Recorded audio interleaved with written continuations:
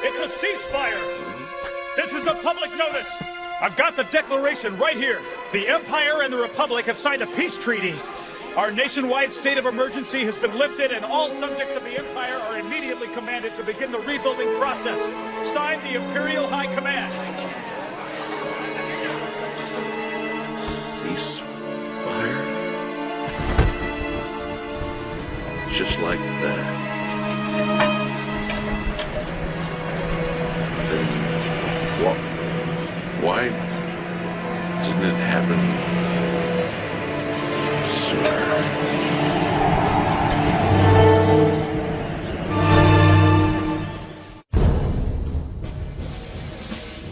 The war was long, so bloody and protracted that the scars ran deep across the Empire. 3 years after the so-called Thin Ice Treaty was enacted, hunger and epidemics gripped the land. Not the least of which was the scourge of soldiers who turned their war weapons against the people as bandits. Soldiers of fortune. What the? They've got a tank? Ah. It might look like a dam, but it's more like a fortress for mercenaries. Yeah, it is. Good. That ought to do it. Yeah, loads of fun as usual, Four Eyes. We're here to observe the situation and report. It's not like we're staging an assault or anything. Huh? Skirmishing line! Now! Huh? Attack! Lieutenant, I just told you they had a tank! They're nothing but a bunch of anarchists! Destroy the evildoers! You know, I was just thinking we should do a little more reconnaissance, too.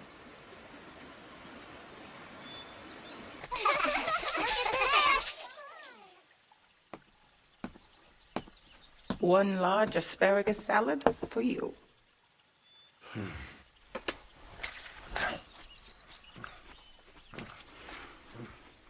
If you came here looking for work, you're out of luck.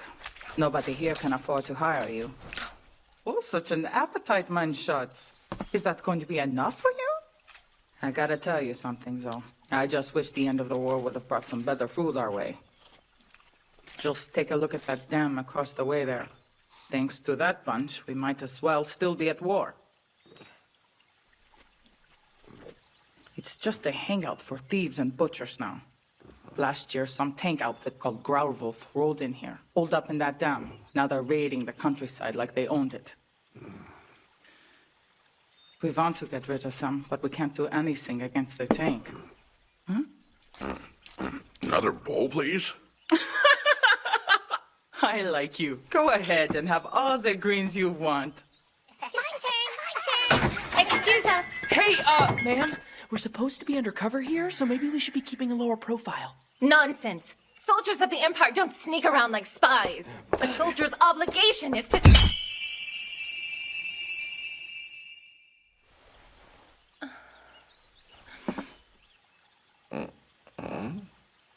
You wouldn't be soldiers from the capital city, would you?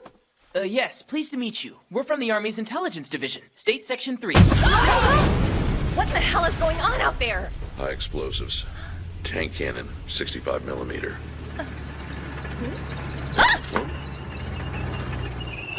It's Sam.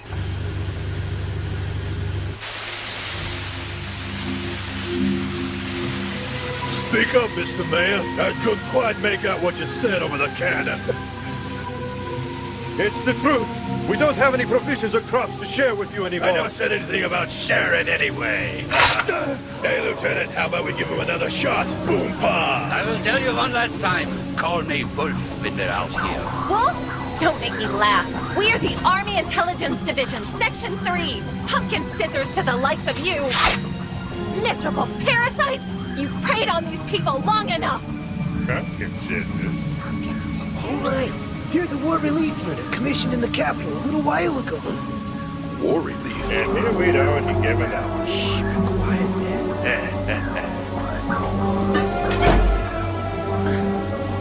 Get me a K3 warhead.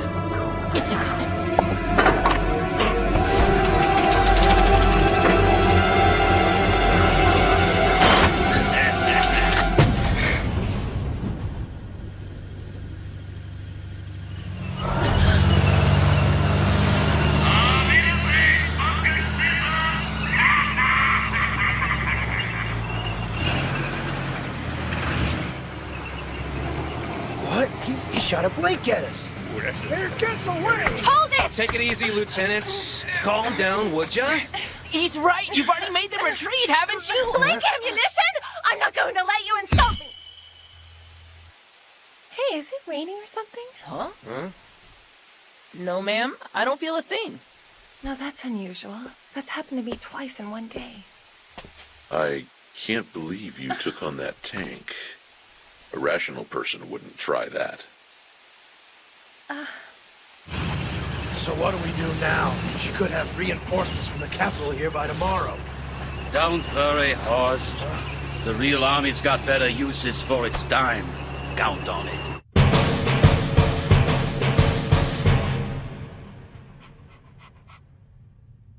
Well, that's odd. Sir? The site has a tank and at least 30 expatriate soldiers. I just wonder why we didn't get a report on this before. Hux! I just found out! You sent people to that dam, Sergeant didn't ya? Major, could I impose on you to make some tea for the Major, please? Yes, sir. You get your investigation team out of there! Leave Growlwolf alone, got it? Sorry, but this is all we have. It's fine. Times being what they are and all. Well, now, you're cute. Hey! You guys were pretty good back there. I tell you, boys, we thought you guys were a trick the mistress put on to drum up some business. But you sure showed us wrong, didn't you? You're too kind, really. Those guys ran off as soon. An army unit that does war relief? I am Second Lieutenant Alice Malvin, sir. I didn't catch your name last time. Randall Oland, ma'am. So you're a veteran, right? Mm-hmm. Yeah, I thought so. What was your rank then? Corporal. Oh, don't worry about it. I doubt you're like those mercenaries we ran into. Besides, your eyes are too much like Pilo's to be evil. Pilo? Oh, he's my horse. I had to see your eyes to be sure, because when I walked past your table earlier, I felt the back of my neck start to tingle. Something always happens when I feel it, you know. Like the day my horse Pilo was born, and the day I got out of probation and made second lieutenant. So, it's always good? I wish it was. I also felt the same thing the day my grandfather died, and on the day that Pilo's parents passed away too. More often bad than good, actually. But this time, it's a good thing.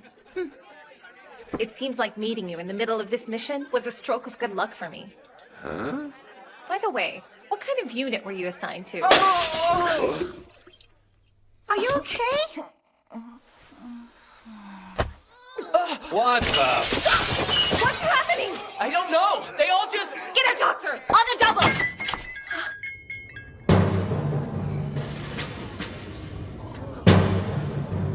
The symptoms are consistent with Kirsch 3. What? A K3 chemical warhead. Then it wasn't a blank after all.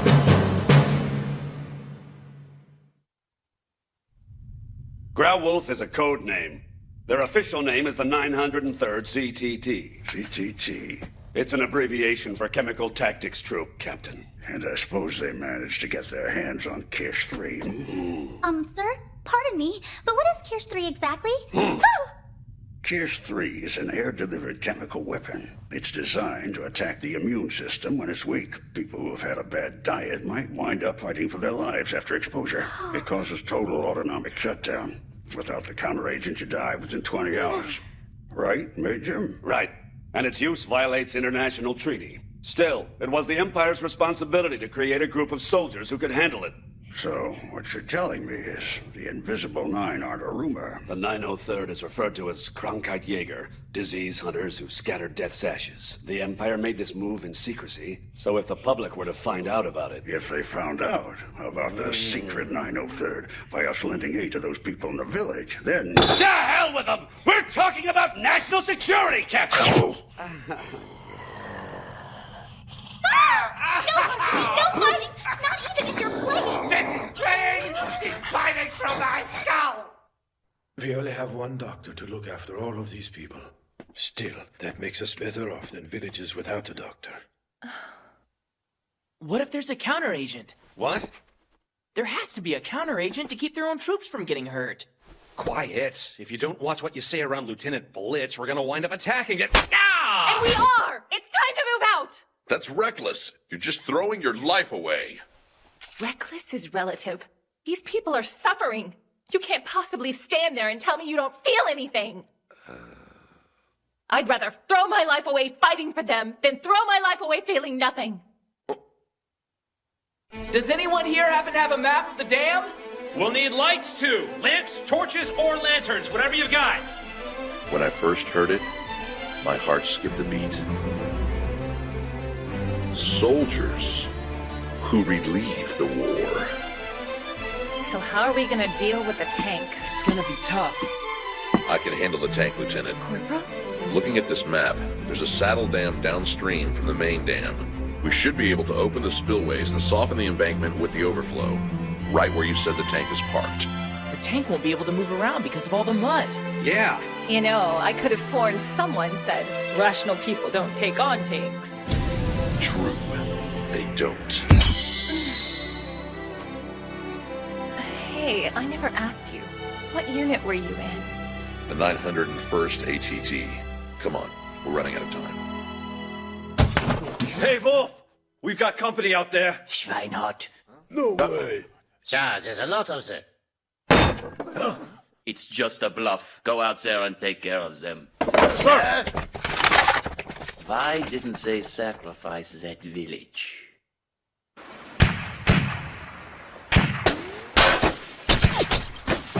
Just great. Section 3's supposed to be easygoing, so why are we doing something like this? Because you volunteered to be the diversion, remember? What's the matter there, heroes? Come on, stick your head up for me. Hey, you think they know there are only two of us now? Probably, but it's not like they can pull any more guys away from the dam to shoot at us, right? This is what you call strategy. You know something? No what? I think the LT and the big man are on Easy Street. How's it going, Lieutenant? Not good. The chain is way too thick. Please stand back.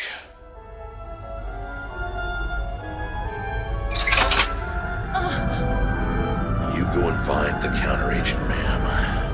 And I'll take care of this. Are you gonna be okay by yourself? Corporal Oland? Hurry, Alice. Go. Okay, be careful!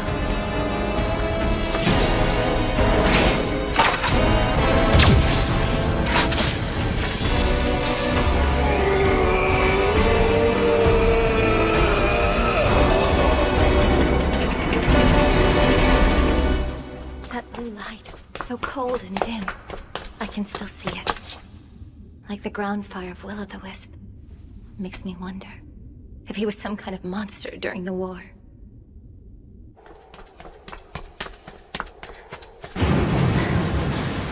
He did it! What's going on? The floodgates open!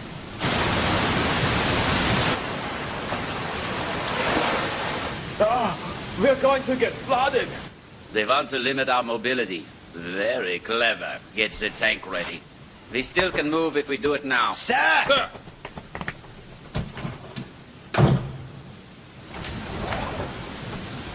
I can't believe I'm sneaking around here like a cat burglar. Where's that counteragent?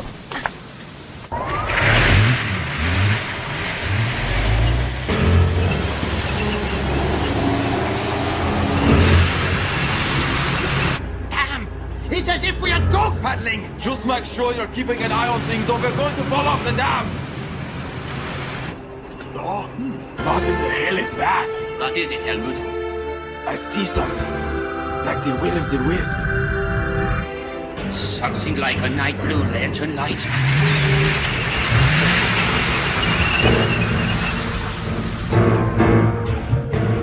Load acid shell! He'll melt right down to his bones if we hit him with this. Dummkopf! Sorry. No? He's gone! Find him! Schnell! Schnell! Chase Panzerführer! Damn it. Visibility is bad. Fall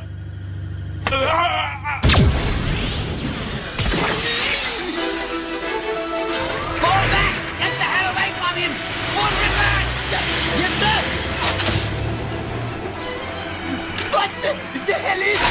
is he said?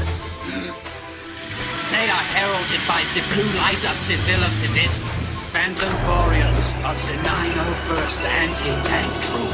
Dispensjäger? Yeah, just like us. Soldiers with no fear of death. Gott im Himmel! Wer stoppt? Wer stoppt? Then get us unstuck! Unstuck already! Fire!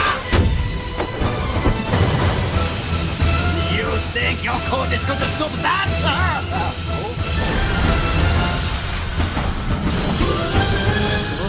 Stop!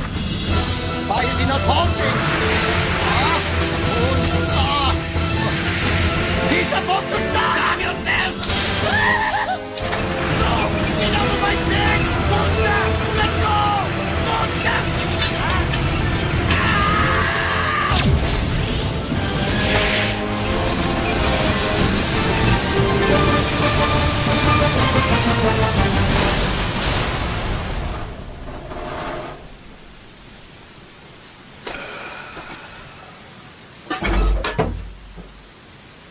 Firing at point-blank range, without any fear of death. Sounds familiar. Yeah, 901?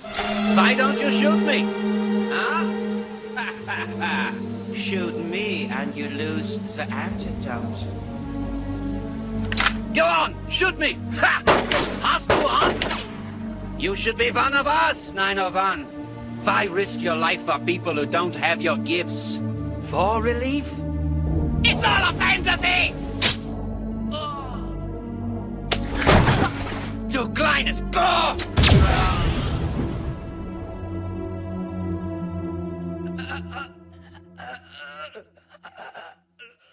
I never asked your name, did I? I am First Lieutenant Volmov. No, wait, no real names here. 901. Call me Grauwulf.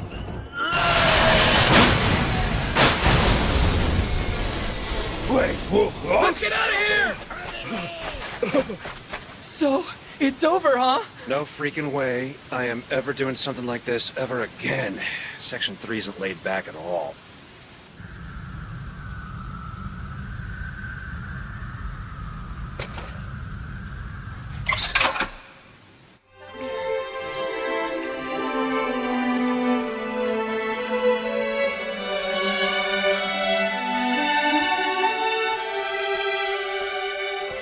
Those burns look pretty bad. Are you going to make it? Yeah, used to happen to me a lot. I don't know what you're being so gloomy about, but it's almost sunrise. Stop looking so defeated already. Yeah. You helped save all the villagers. This might be only a little piece of the world, Corporal, but this is one war relief effort you made happen.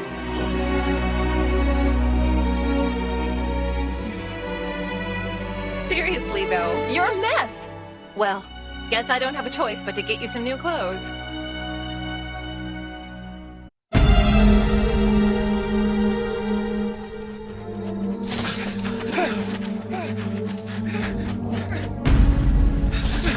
Reloading.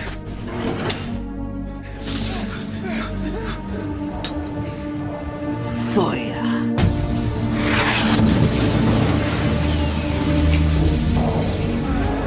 What? Are you tired already? We still have lots of playtime. Reloading. You can't win the money if you don't run! Come on, move already!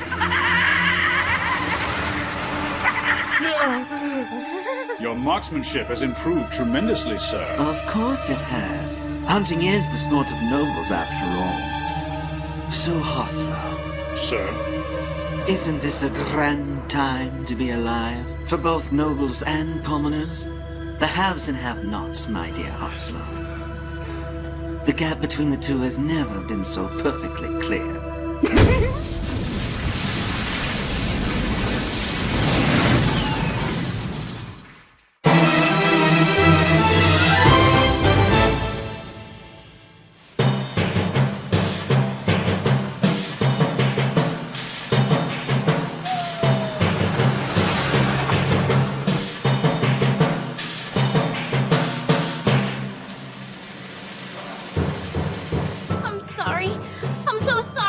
Mercury. I was a lousy defender. Will you still let me give you a sausage, Murky Boy?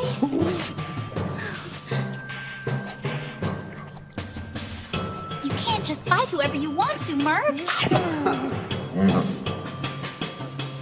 Still, they were so mean to demote you, all the way from corporal, past specialist, and down to lance corporal. You just eat this and don't worry about their stupid, non-judicial punishment, okay?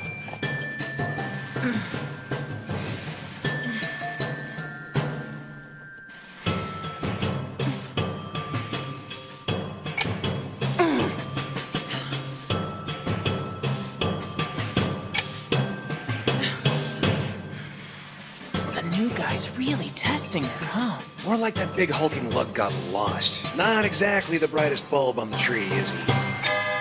He's late! How dare he be late right after he was transferred here! Easy, ma'am. No whipping out the big sticker in the office, okay? Oh, what should we do, Captain Holmes? Let him work it out. But, sir, shouldn't I intervene or something before they get hurt? They'll be fine, really. Let go of me! What? No way! Look, I don't mean to be any trouble, but someone told me if I showed up here today, I could get myself some new clothes. That's not happening. This is an Imperial military facility, and you can't be here without proper authorization. Authorization? Oh, I forgot. It says Randall Oland. You're a corporal? Report for duty with Imperial Army Intelligence Division Section 3.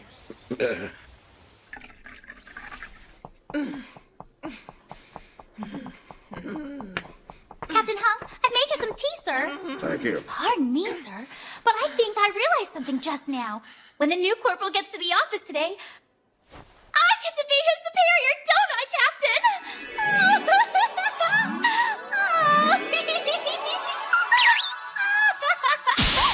Don't you already have Mercury as a subordinate?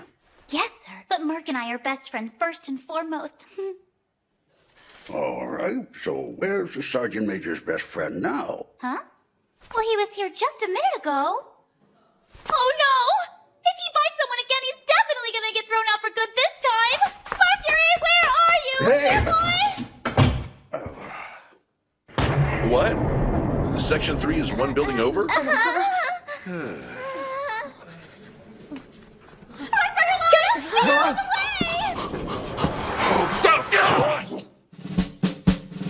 Everyone, repeat after me.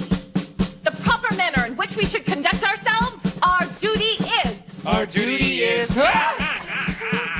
Come on! I'm getting sick and tired of your antics. Sub-lieutenants of the Imperial...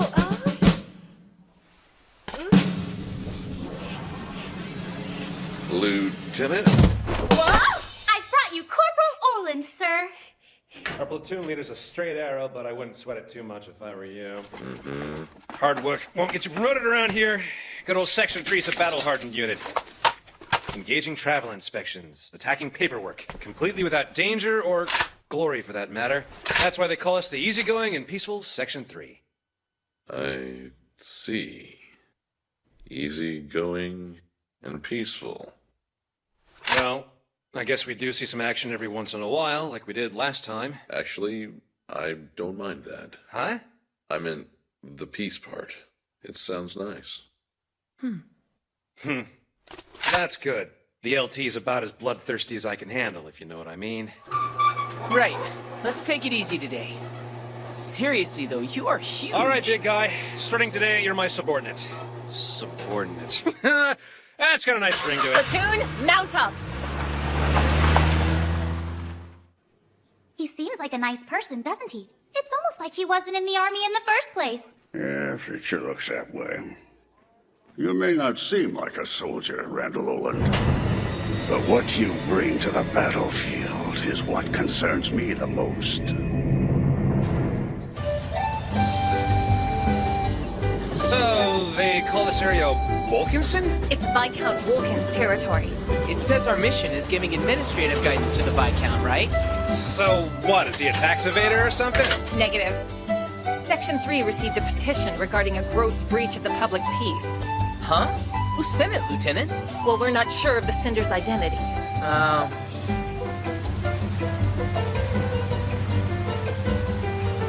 Fine, so we give the local lord of the land a little smack on the back of the hand for being naughty. Piece of cake, Lieutenant. Don't drop your guard. None of these are easy. Huh? Those same chills down my neck. I wonder, what's going to happen this time?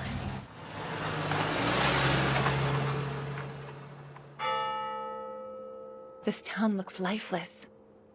It's like this as far as the eye can see.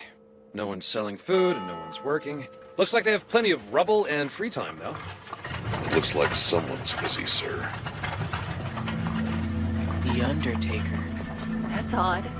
You think so? What's so rare about dead bodies these days, Lieutenant? I'm sure the war claimed a lot of people from this town. Idiot. The war's over, remember? Think about it. It shouldn't be common in a town like this to have so many burials at once anymore. So, what happened to these people? It wasn't a game, son. They competed in the game and lost. Our lord's one brutal bastard. We can't talk down to a noble like that. And we can't stop that game either.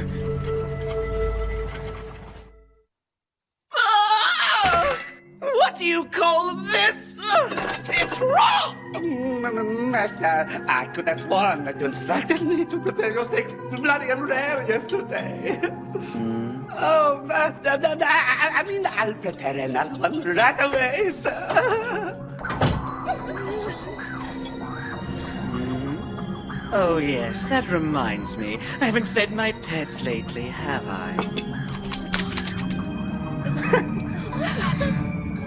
It's all right, darlings. Dig in.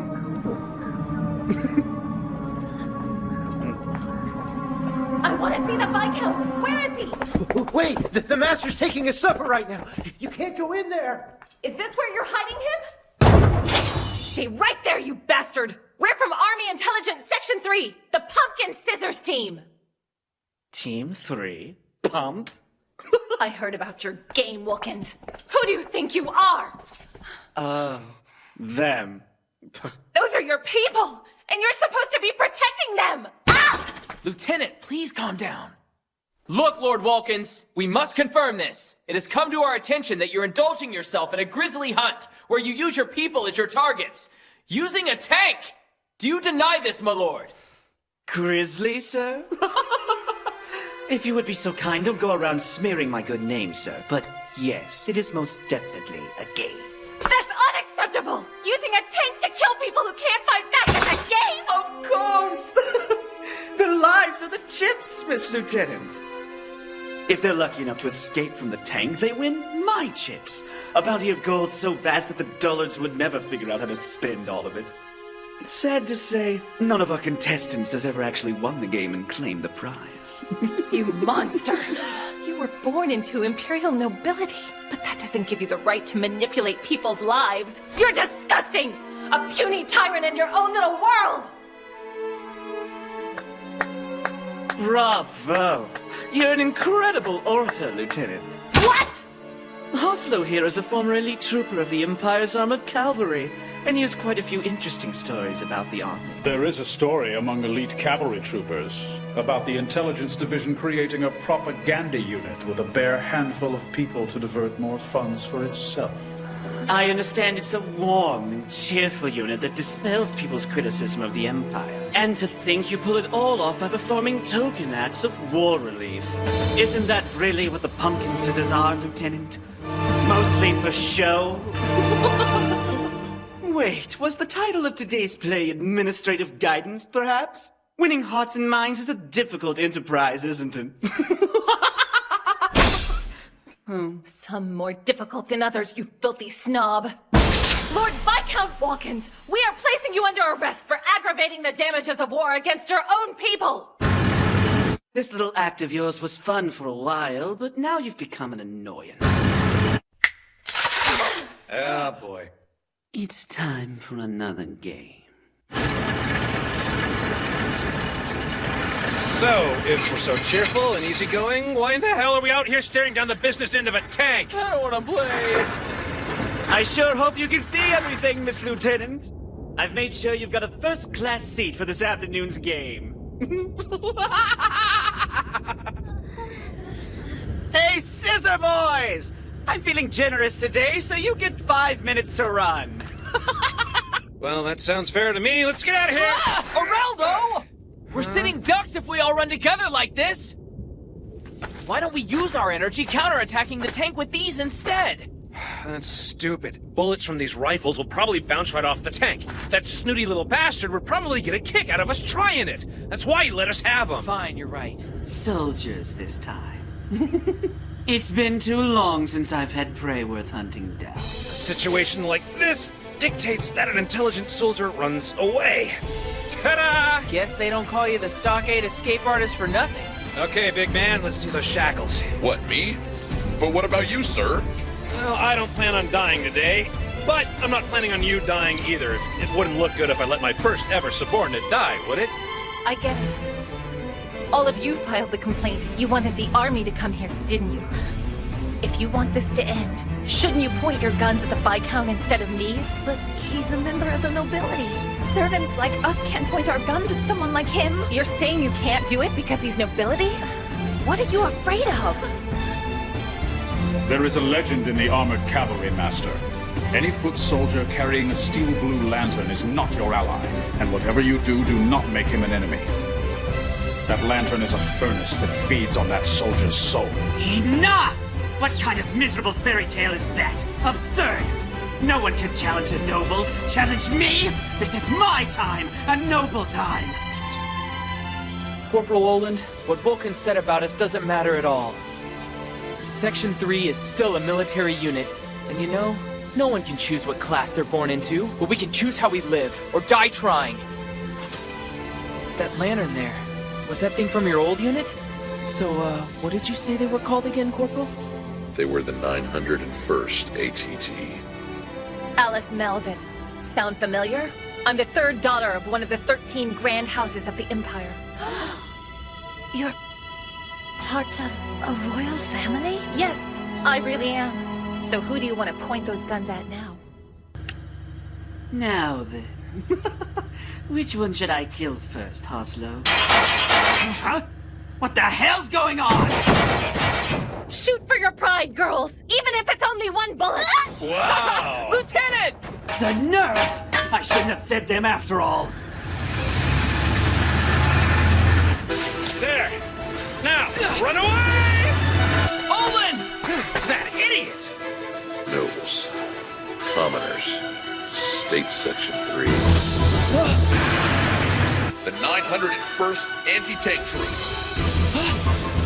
That's their full name, sir. I understand now. How you were born doesn't matter. What's important is how you live. Did you see it? I took him down with one shot! And they will be heralded by the blue light of the Will-o'-the-Wisp. Are you trying to put me to sleep with that bedtime story again? Reload! You can't afford to play around this time! Fire! That ought to take care of your Will-o'-the-Wisp! Reload! For the love of God, reload! What is it, Hoslow? An ancient monster? Some sort of poltergeist? Hoslow? What is he?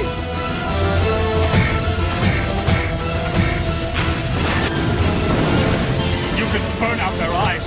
You can even tear out their arms. But they will never stop advancing. They will disregard their own lives and attack in point-blank range. They have marched away from life itself to pull a trigger that brings death. They are the legend of the battlefield. The phantom warriors of the 901st Anti-Tank Troop. Guided by the Will-o'-the-Wisp. The bringers of death. Gespensjäger!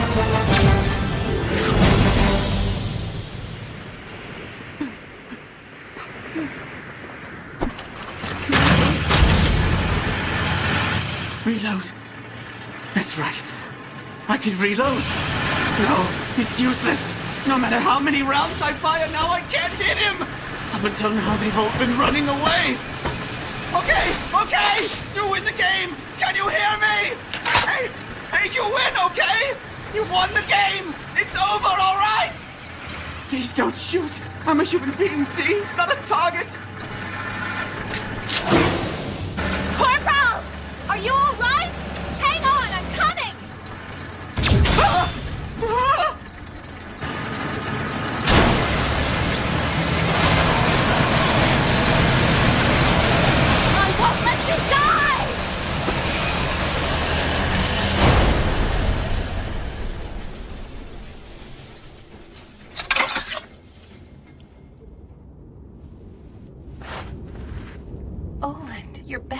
Did you do that to protect me? I'm sorry. You traitors! Do you really think you've beaten me? What will getting rid of me really accomplish? Will the famine stop when I'm gone? Will the epidemics disappear? Well, they'll just... We'll take our chances. You pompous bastard!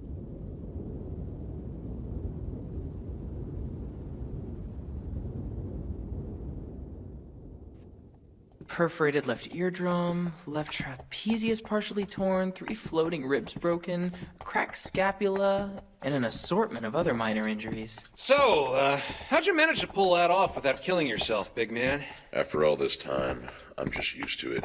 Maybe it should bother me if the world isn't going to change, but... The world, huh? And I suppose you can see the future from all the way up there? With that attitude, you might as well be Vulcans.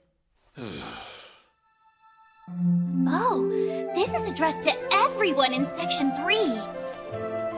You have our deepest gratitude for your generous help the other day. Afterwards, We took some free time and decided that each of us would be better off in our own hometowns. Of course, none of us really know how we should live from now on, or if we're even going to be happy in our new lives. But we'll never forget the lesson you taught us, milady, and the pride that brought us together that day. The recognition that even people like us have something worth fighting for. We'll keep moving forward from that day with our heads held high and carry on as best as we possibly can. The answer isn't that far off. The future's right in front of you. That's the reason we fight. Right. The war corrupted our society and spread its evil throughout our land. However, there is a unit here which vows to reverse the damage and corruption of war. And that unit's name is the Imperial Army Intelligence, State Section 3, Pumpkin Scissors.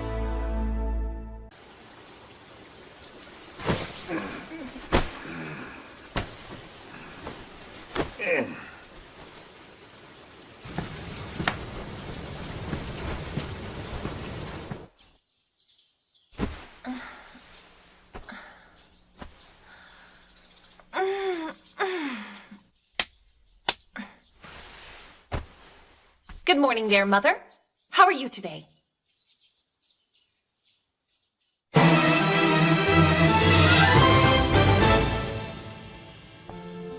Good morning, young mistress. Good morning.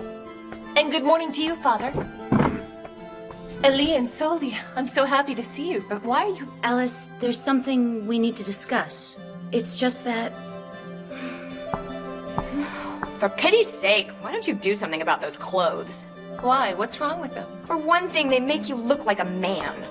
But a second lieutenant in the army isn't supposed to be seen not wearing her uniform. So should I start calling you brother now or later? Billy is trying to remind you that your fiancé may not look so favorably on that army uniform of yours, Alice. Men and women are equals in the army. So tell me, Alice, how long do you plan on playing with your equals? Father, I'm upholding our family's military tradition by serving. Certainly you can understand that. That may be, but the war's been over for years, Alice. The war, yes. But the challenges the war left us are hardly over. Section 3 is playing a vital role in helping our country recover from all of these years of physical and economic Enough hardship. about your public relations unit. As a noble, you should aspire to a higher position. With all due respect, Father, I'm very proud of what I've accomplished as a soldier and Section 3's mission. Father, as a noble house, we have a duty to safeguard and guide our subjects. As an officer in the army, I've taken the lead in our family's proud history of service to our people. We should be working to break down the barriers that stand between us and commoners. Break them down, just like that. Of course. What a shallow thought. Wait a minute. What do you mean? Look at this table. You sit at this table every morning and expect your breakfast to be set before you without fail, and question how it gets here?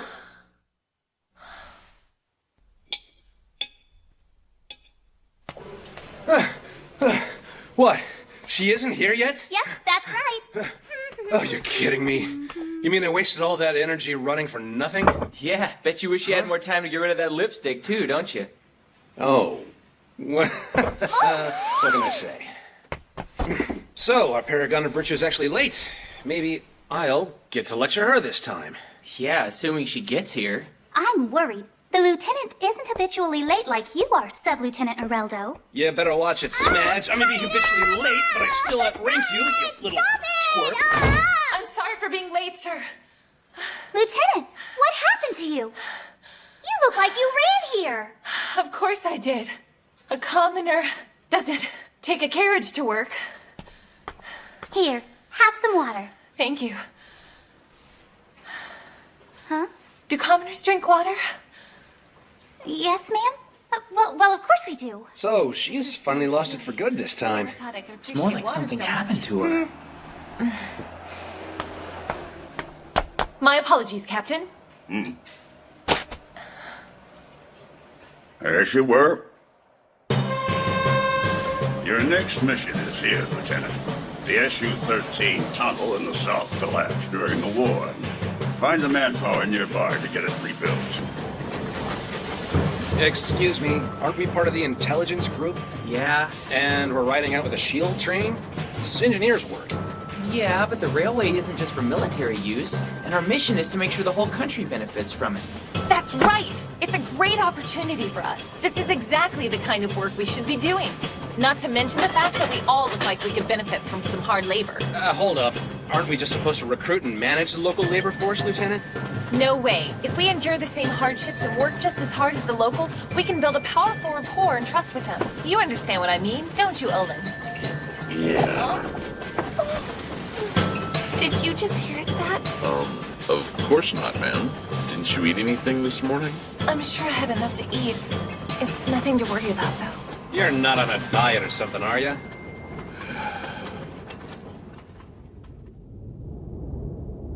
Couldn't we just clear all this out with the shield train? Get a nice running start at it and... It doesn't look stable enough, Lieutenant. It'll cave in if we do anything reckless. Right. Stabilize the existing tunnel first. Hold it, you little brat! Hold still, will ya? What happened? Let me go! I guess he's from the local villages, Lieutenant. We caught him taking some of the workers' rations. I always think I'm little! Soldiers always have the best food! Why, you little... From here, you feel Stop complaining, you little thief! Wait. You might want to finish that. Ma'am? Ma'am? I need a favor. Could you please take me to the person in charge of your village so we can hire some people to help us work on the tunnel? Oh, I forgot. What's your name? Peter. What's yours? I'm Alice. You're out of luck. What? What are you talking about, Dad? You said we needed work really bad because of the lousy harvest we had, didn't you? The answer's still no. But sir, the railway's economic advantages for your village are so obvious. Why wouldn't... 5 years ago, our village became a war zone. Artillery and mortar shells sealed off the tunnel, not to mention completely destroying an entire year's harvest. And just like today, our friends from the army came here asking for our help. They promised us a king's ransom, enough to feed our village for a year. And we worked like men possessed, I tell you that. The money was the only thing between us and starvation. And we got it done. Good men died getting that tunnel rebuilt. And in spite of those sacrifices, we didn't see a penny of it. The army wrote a loophole into the contract. Instead of getting the money that would have fed us for the year, we were granted the privilege of being exempted from the draft. Oh, count us lucky.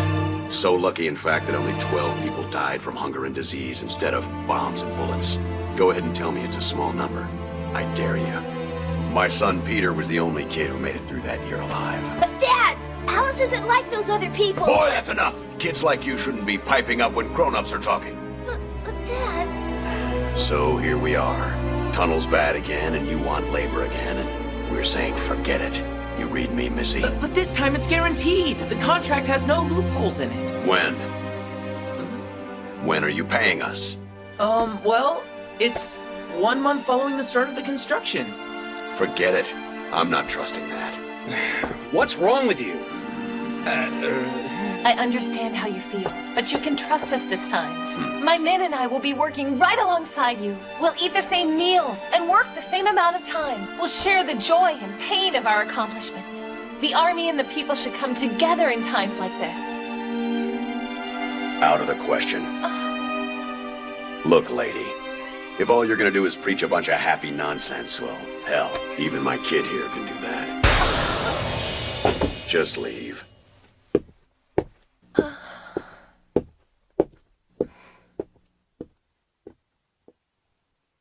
Oh, boy. They don't trust us at all, do they? That meeting didn't help any.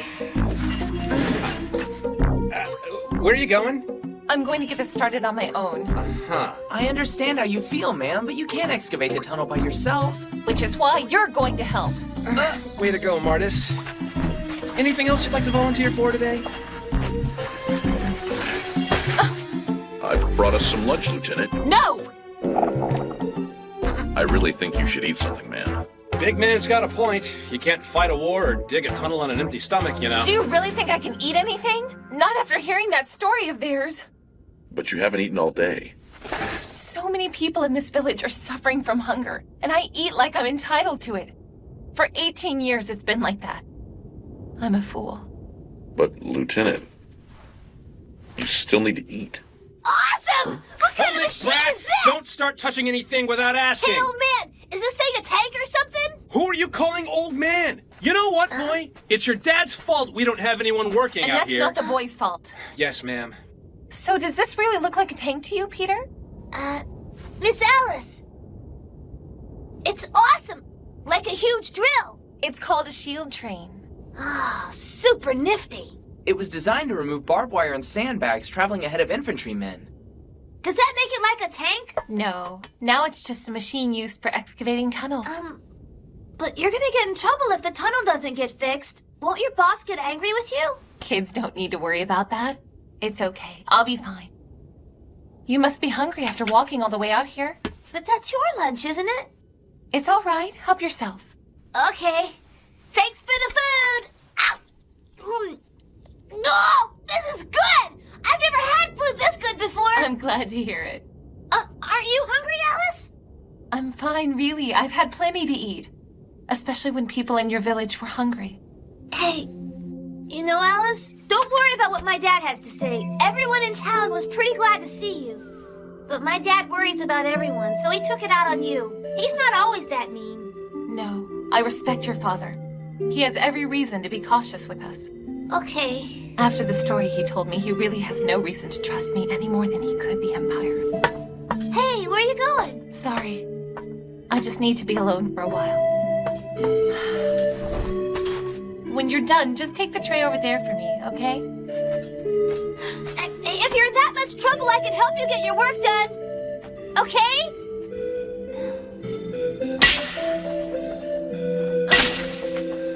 I may be a noble, but I'm hardly worthy of it. I'm ignorant of the real suffering that goes on around me. They must have sensed that from me.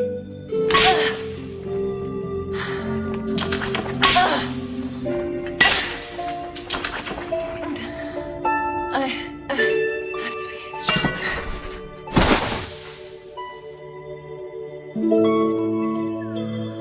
Great-Grandpa? Great-Grandpa? Yes, Alice, what is it? Aren't you lonely living in such a big mansion by yourself, Great-Grandpa? Of course not. I have you here with me. Of course. Course what? Well, it's just that every noble is a little bit lonely in their own way, I imagine. Lonely? Lonely?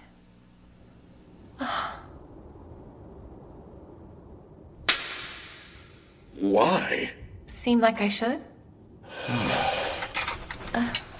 I dozed off. Damn it. That's unbecoming conduct. An officer should know better. I brought you your dinner. I told you I don't need any food. Do you want to collapse again, ma'am? I have superior willpower. My stomach's growling because I'm looking at it. Get it away from me! This is a cruel country. Everyone is suffering from the disease that is the ravages of war. The ravages of war are the disease, and people are the patients. I guess that makes the soldiers of Section 3 the doctors, wouldn't you say? Lieutenant, do you think patients wish their own diseases and injuries on their doctors? Patients don't want to have a doctor understand their pain and suffering, and I'm pretty sure they don't even want to get along with them. They only want to be saved from all that hurt and feel better again, that's all. I guess that must be a bad way of looking at it.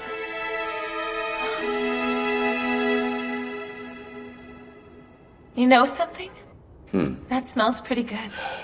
Then please eat, ma'am.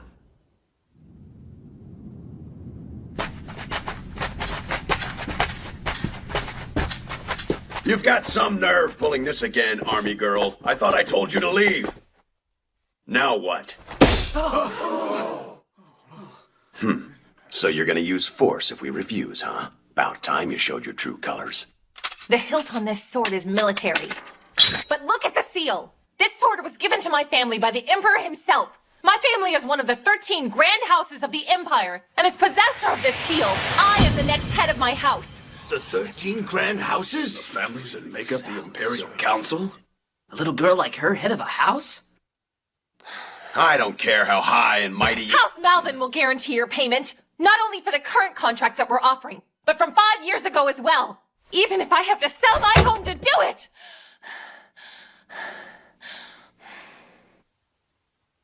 I don't like how you're throwing your weight around, Missy. But I gotta admit, you seem a lot more trustworthy than you did yesterday.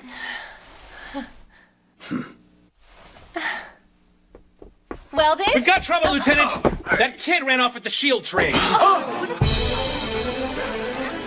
why didn't you stop him, you idiot? The entrance of the cave had already collapsed by the time I woke up, ma'am. I can help you get your work done, okay? Oh, no. What do you think you're doing, ma'am? I'm going inside to stop that train. Have you lost your mind? You'll be buried alive! That's my boy in there, so I'll go. No, you won't. This is a job for the Pumpkin Scissors team. And nobody else! Understand? Damn it. Amazing. She's incredible. Yeah, but she's really a noble? Stop following me! It's too dangerous in here. Hey, didn't you say the army and the people should be working together at a time like this? Hurry!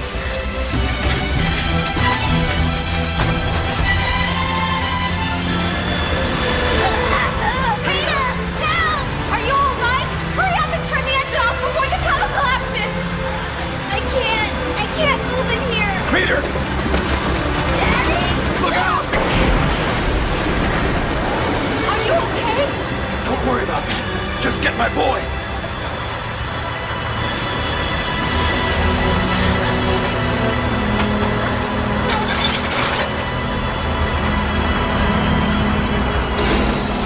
Was that enough to stop it? Oh, Alice, I'm glad you're all right. I'm sorry. I just wanted to help you dig the tunnel. It's going to be okay. Your dad and I are here now. You stupid kid. But Dad! Things just got a lot less rosy. Huh? The entrance just collapsed.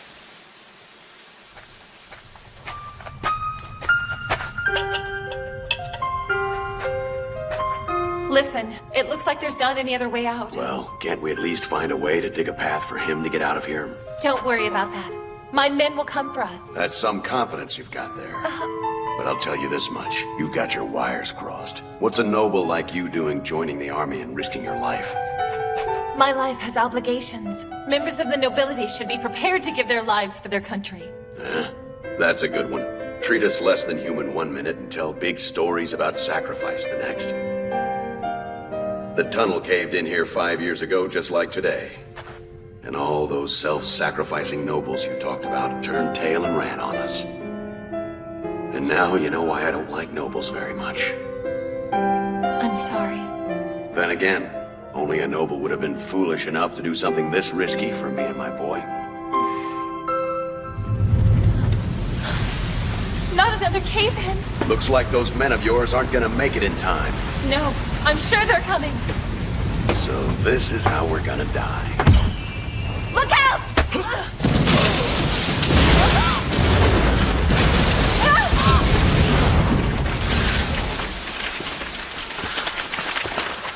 A blue light. It's him. Hey, Second Lieutenant! You okay there? Yeah, we all are. Ah, well now. That's what I call a motivated bunch of workers. That's fine, right there. It was definitely an accident, but it showed them the LT was serious. And to think it's all thanks to us leaving our posts. Some genius just can't be denied. I thought you said you were both asleep, sir. Actually, nature was calling. Okay. Still can't believe I did it. Hey, you over there! Pick up a pickaxe when you're done with breakfast. Have to set a good example for the labor. Lieutenant, listen, shouldn't we set our example from here and supervise? No more lazy talk, Areldo. Got it? Well, she's got her second wind, doesn't she? Move it! Soldiers eat quickly, understood? Ma'am! Yes, ma'am! Guess she's off her diet.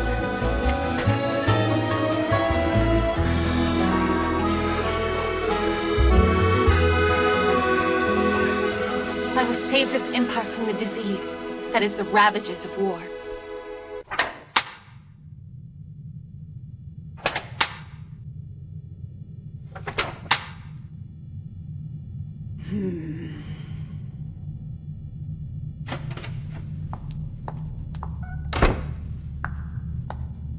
Chief?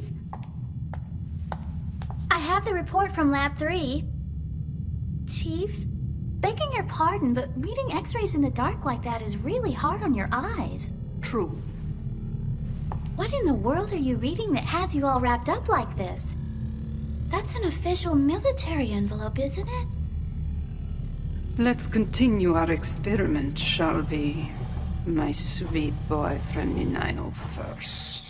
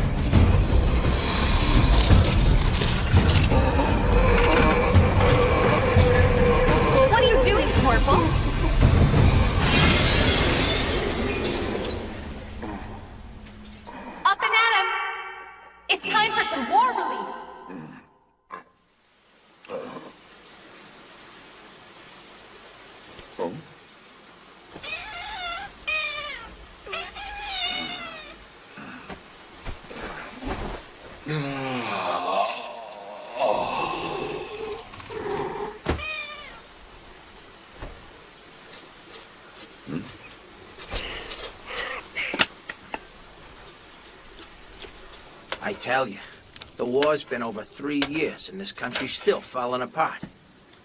You got that right, brother. No houses, no jobs. At least I had 3 hots and a cot, plus all I could drink when the war was on. I'm telling you, I'm about this far away from re-enlisting, man. Oh, hey, you up? What's wrong? You look like you had another one of those dreams. You were talking in your sleep again, man. Actually, I had a kind of good dream last night. Okay, Viscount Wilkins. Now, who is he again? Remember? He almost killed us, you lame brain! The guy who was shooting at us with a tank? Oh, right. Now it's coming back to me. The creepy little rich kid with the tank, I remember. You've really just limited your memory to women's names, haven't you? The problem here, people, isn't the Viscount, but rather his tank. And what problem is that, Lieutenant? What do you mean? The autoloader behind the gun breech in the main turret, that's what. Imperial armor hasn't even come close to perfecting something like that yet. And there's definitely no good reason why some Viscount out in the sticks should have one. Then it looks like someone else has already gone ahead and perfected that technology. I need Section 3 to find out how a man like Walkins got his hands on technology like that. Instead of going through all that trouble, Lieutenant, wouldn't it just save us a lot of time by asking Wilkins himself where he got the tank from? Well, you could try, Sub-Lieutenant. But I don't think you're going to get much of an answer from him at the moment. I'm a noble. I'm the greatest noble in the whole wide world. I'm important. Yes, I am. He was checked into the mental ward at the military hospital. So then, our next lead.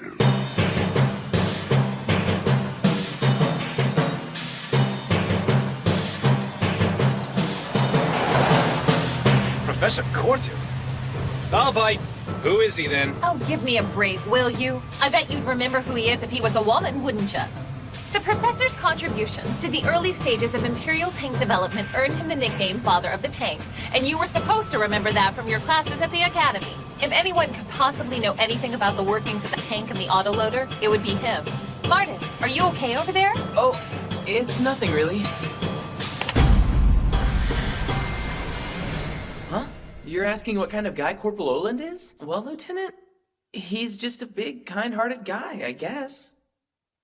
The thing about tanks is, they're the most powerful land-based weapon we can deploy. 10 tons of tempered steel rolling over the battlefield. Even reinforced positions aren't safe from them. Mobility, firepower, shock effect, and death all wrapped up in one tidy little package. Even so, out of nowhere comes Randall Olin, and he uses a handgun to stop a tank.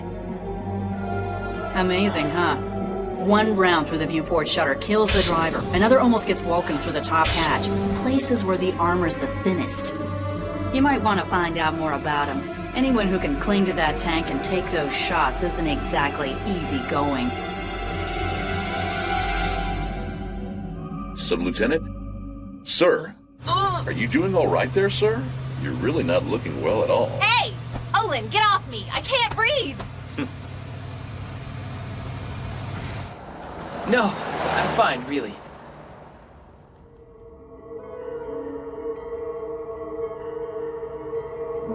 Great man who lives in a great slum. Nice. Stow it! Are you in, Professor? I'm Second Lieutenant Alice L. Malvin from Intelligence, State Section 3. He's probably some ultra-crotchety old man who doesn't get along with anyone. You will forgive me for being crotchety in advance, then. I am Professor Cortu. How may I help you people?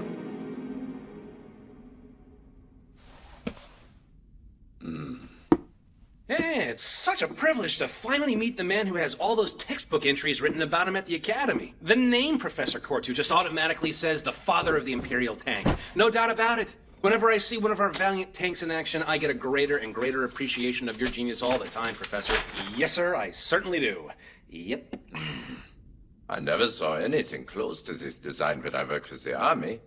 The Western Alliance's technological conference didn't advertise this hull either. Well, isn't that strange? The systems on this tank are far in advance of anything any country has at the moment. And your analysis? Sir? How thoroughly have you been able to analyze this tank? Intelligence is just starting to pull it apart. I see. Just starting. Fine.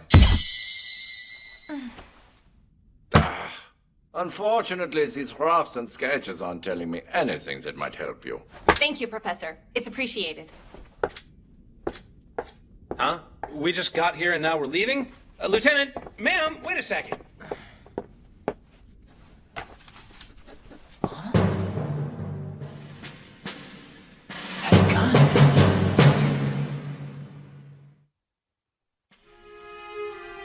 That gun. Corporal Oland's gun. Hey, Professor, what's this one? Oh, that little gem is called the Door Knocker. Door Knocker? A prototype 13mm anti-tank handgun. The most impractical thing I'd ever seen proposed. The idea was to create a handheld weapon that you could issue to an infantryman to enable him to defeat a tank in battle. Unprotected infantry? Against armor? Like I said, it's highly impractical. Since the men themselves couldn't be re-engineered, they came up with this. A large caliber infantry handgun that holds a single 13mm round in the chamber and reloads one shot at a time. If you want to see what one of these might have been, there it is. 13mm. Optimized for destructive power and recoil. I'm quite certain it was designed to strike fear into anyone staring down its barrel. But it hardly poses any sort of threat to today's primary battle tanks. No, my friend, there's only one way you could use a gun like this and have any impact on a panzer division. Yeah. Blast away at point-blank range, right up against the armor, knocking on the door! Point blank.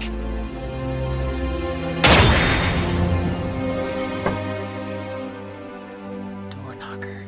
The project itself ended up being cancelled, and not a single one of these guns was ever produced or used in battle. Even this display is just a mock-up.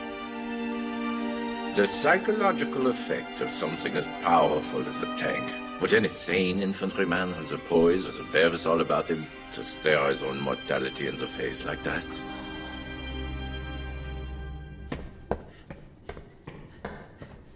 What took you so long? We've been out here forever. Sorry about that.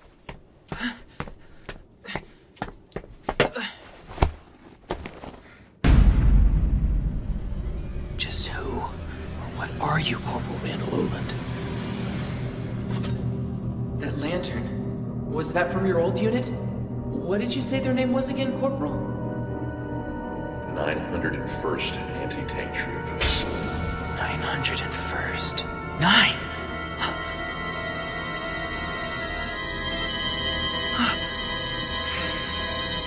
Martis! Stop daydreaming and start the car. We need to get back to the development lab and report our findings to Webner. Yes, ma'am.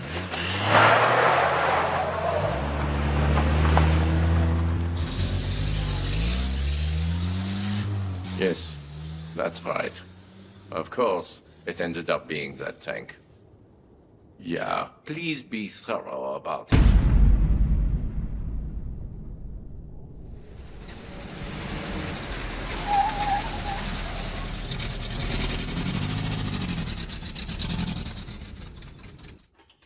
I see. The professor didn't have anything to offer? Hey, hand me that 916. Well, I'm sorry. It's a shame the four of you had to waste the trip out here. It's okay. Reporting's part of the mission. If you want to stick around, you can watch us do it the old-fashioned way.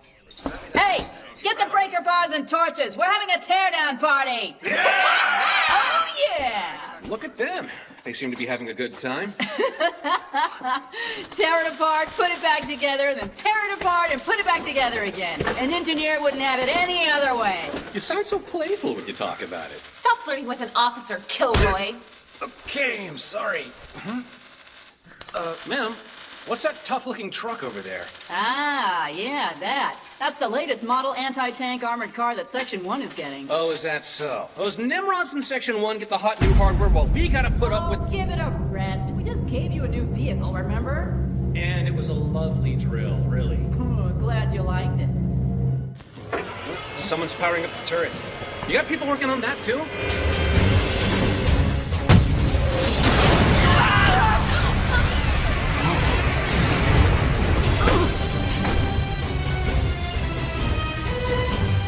What happened? Sound the alarm! Tell HQ we've got a C-34 here!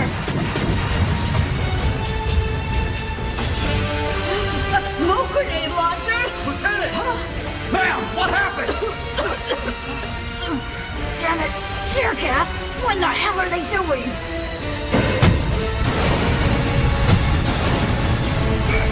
Who in the world are they? No way. They're trying to keep us from seeing inside the armor. Lieutenant! I know! I don't know who's doing this, but they're trying to scuttle that tank! I can't fight them off with just a pair of guards! Go get reinforcements! Sorry, ma'am, I can't see. You idiot! Just do it and don't complain! Panicking will only make the situation worse than it already is! They're remaneuvering. What are they trying to do? My God! Those are Rhino demolition destruction blades! They're going to do more than scuttle it!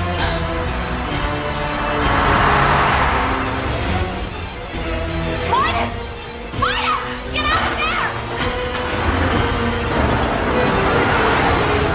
Please, Midas! Get up and run!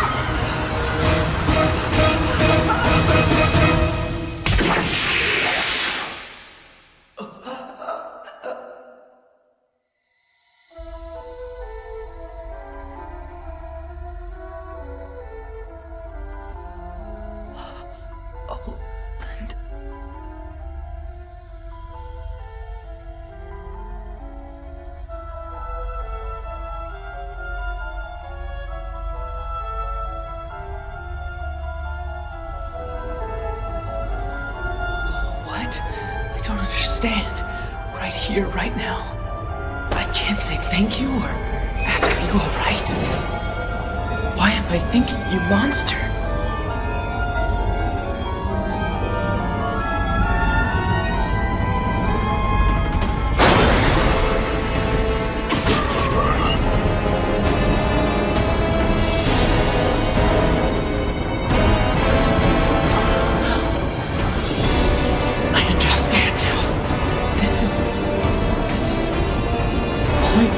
Range.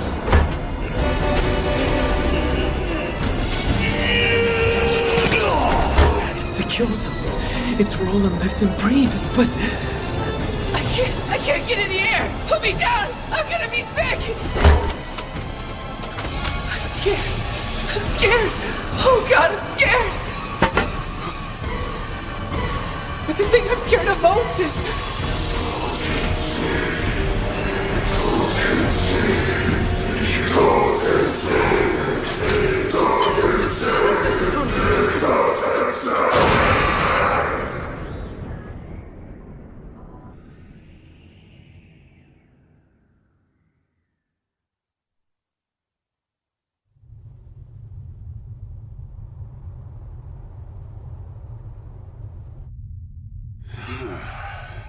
all three of the stolen armored car hijackers found aboard are dead. They all died almost instantly.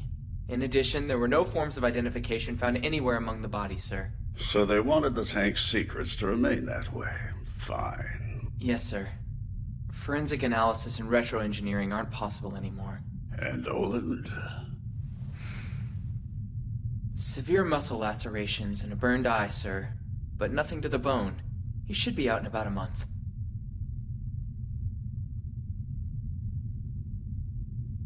I see. Good work, Sub-Lieutenant. Your injuries aren't exactly light either, are they? Go see Olin and get yourself checked out while you're there. Captain Hunks, what was the 901st Anti-Tank Troop and what was their assigned mission, sir? Where did that come from all of a sudden?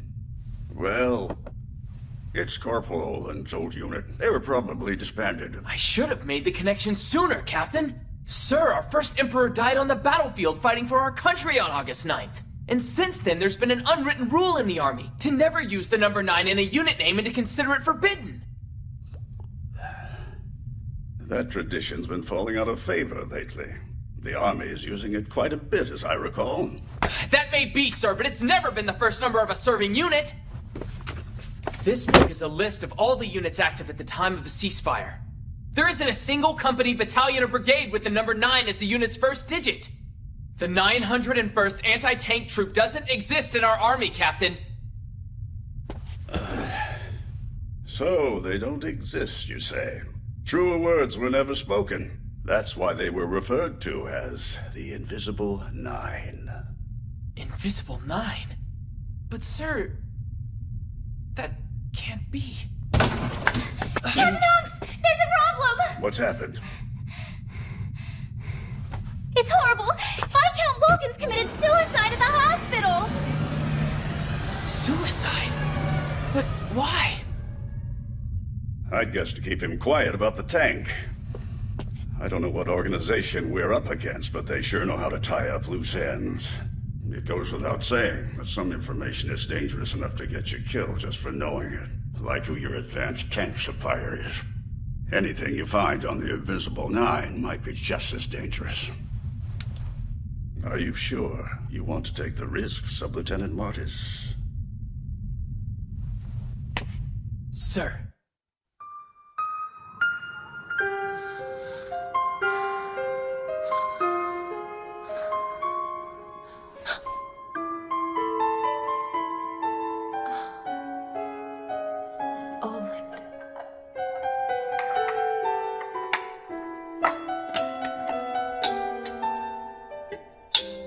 Look, I brought some food from the hospital today.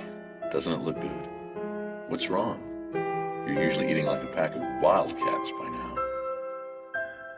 Oh yeah, I forgot. I smell like blood. Guess I'm used to it now.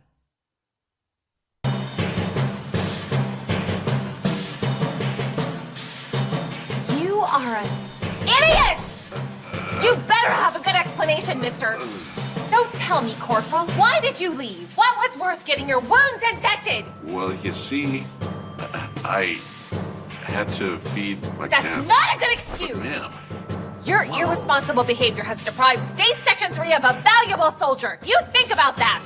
You listen good. This is the last time I'm coming to visit you here. Am I coming through loud and clear? Cats under a bridge.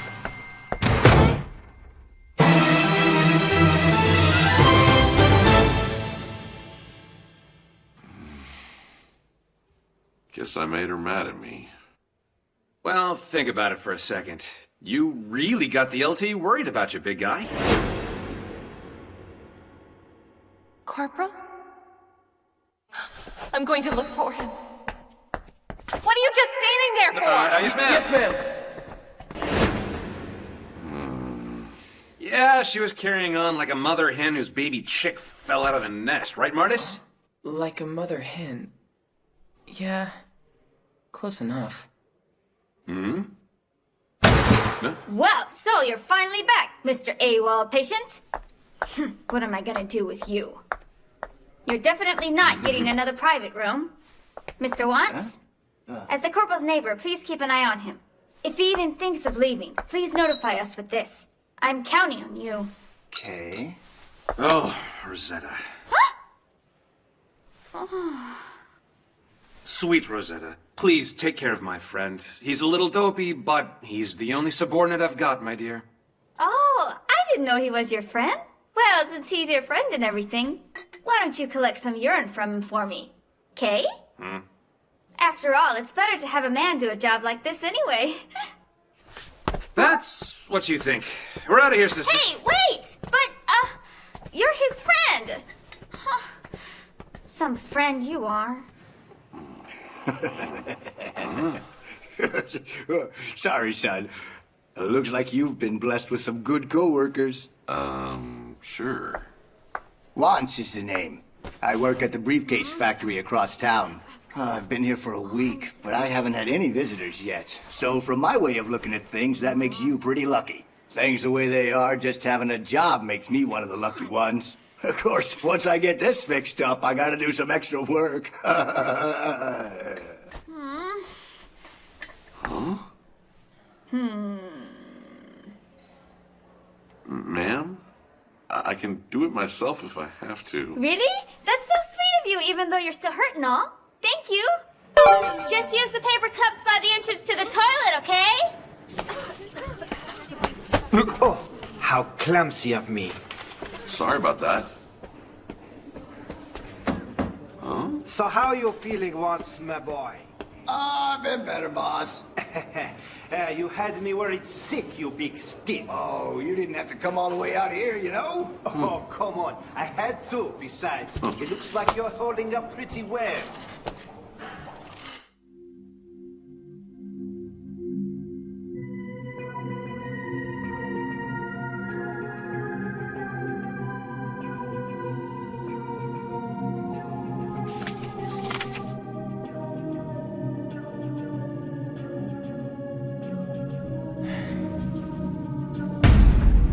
The 901st is a non-existing unit. I'm right about that, aren't I, sir? So, they don't exist, you say? Truer words were never spoken. That's why they were referred to as the Invisible Nine. Invisible Nine? But sir... Boy, you're really into it. Oreldo. So, what you poking your nose into this time? Butt out. It's none of your business, alright? That was chilly. Right. Let's just see what's none of my business. You're looking for dirt on the big guy? It was written all over your face at the hospital. Oreldo, I like Section 3. I believed everyone's criticism of it at first, but I'm still proud of our mission. However, having the corporal in our unit may be a threat to all the good we're trying to accomplish, and I won't have it.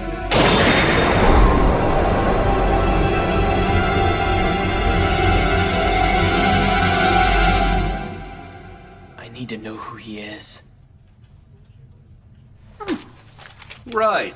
So, what have you found out? I already said, okay? This is a personal project of mine, and it's none of your business, you got it? Hey! Pardon the interruption, everybody. My childhood friend here, Sub-Lieutenant Martis, is one hell of a soldier. Why, we've done nearly everything together. Matter of fact, that reminds me of a story when we were 7 years old, and we decided to hit the woods for the old number 1. That earthworm didn't stand a chance. So that's too much information! That's right. There is such a thing as too much information about someone, and that includes the big guy. When you think about it, it's none of your business either, and you're better off leaving it alone. You want to play ally of justice? Fine, but don't do it at his expense. Section 3 doesn't need that kind of protection. We've never been like that, Martis, and we never will. You, me, and the big guy, we're all part of what makes Section 3 work. So don't tell me it's none of my business. Just talk to me. Okay, Four Eyes? So you really haven't uncovered anything yet? Give me a break. It's only been 3 days. I tell you this much, though. That unit was real, and he's the proof. It seems like a lot of wartime counter-intel on the 901st was sent from the General Staff to the front. Seems like. Didn't the old man tell you anything? Hey, where is the captain anyway? At a meeting about the guys who destroyed Walken's tank.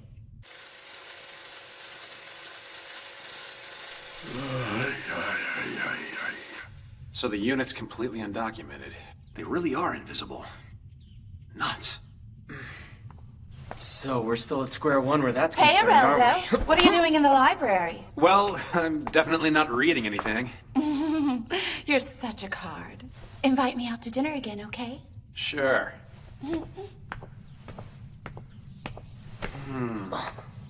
Who's that? That's Mireille from Personnel. Now that is strange. If a man came from an invisible unit, you'd have every reason to believe that the Army wouldn't let him re-enlist. But here he is, walking in and out of the Army's intelligence headquarters every day. So Personnel's in on it? We can't be sure of that, can we? What are you up to? Just leave that to me. Just gonna go pick me a rose.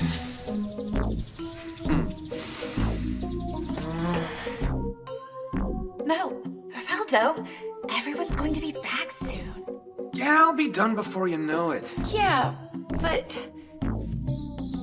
You know I can't do that. There are strict rules for managing these file folders. You understand what I'm saying, right? Hey now, no one will know. I just can't.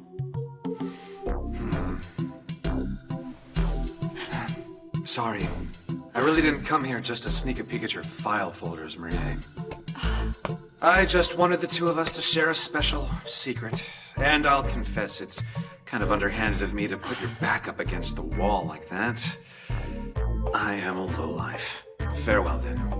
Wait, Areldo! Just finish before everyone gets back from lunch, okay? Okay.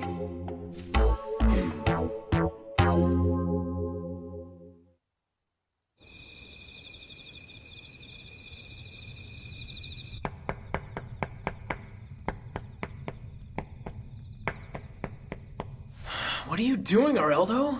Give me a break. Oh, you sure took your sweet time in there. Yes, I did. You got something on your face. Sign of success, friend of mine. Seems like a certain organization pushed to have the big guy transferred here. The Imperial Science Research Center. The Cowplon organization? Yeah. So if we investigate them, we should be able to find out about him. Actually, I don't mind that. I meant the peace part. It sounds nice. What's on your mind? Orlando, I'm really sorry. But I want to go straight to Randall from now on. Probably the right thing to do. So, how about we head over to that hospital? At this time of night? So what are you going to the hospital for? Well, you see... You're not gold breaking on my time, you got that? Well, yes, ma'am, but we were, worried about the corporal. You know, I mean, if somebody gets their, bandages dirty like that, sometimes they take a turn for the worse in the middle of the night, if you know what I mean, Lieutenant. What? So, anyway, that's, why we were headed to the hospital. Fine. Go to the hospital. I already said I'm not going to see him, and that's final. Right, and that's why the two of us are going alone. Thank you, ma'am. You're the best. Right.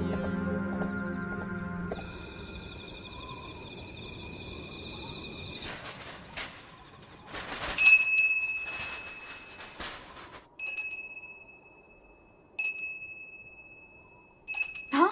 He didn't run off again, did he?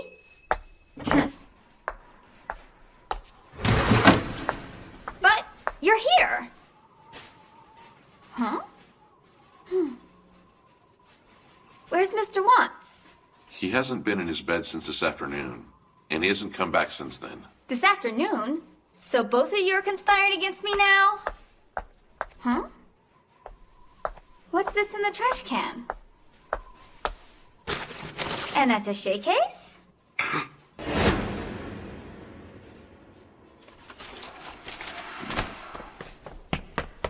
You here, big guy? Yeah? Oh, thank God. What are you doing here? You know visiting hours are over. Pipe down, will ya? There's someone up on the roof.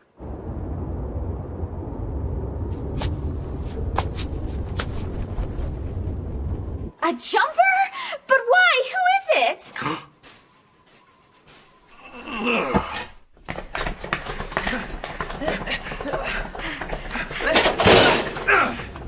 Mr. Wants!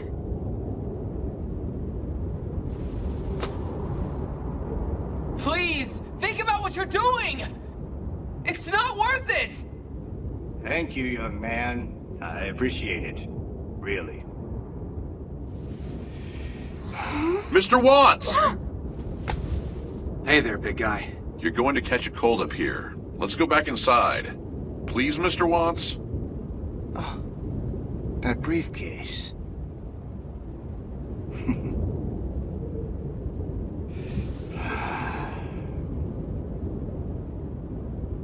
Do you know what that briefcase is, my boy?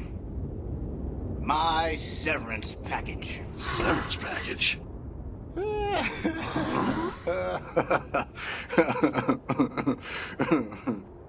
You know, it's funny. I gave them 20 years of my life. I gave them 20 years of my life, and they let me go for taking a week off because I was sick.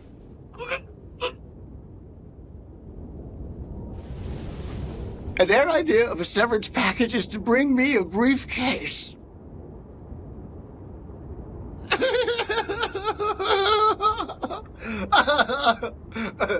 Mr. Watts? It's a long time, you know. Do you have any idea how hard I worked for them? Working day and night. Night and day.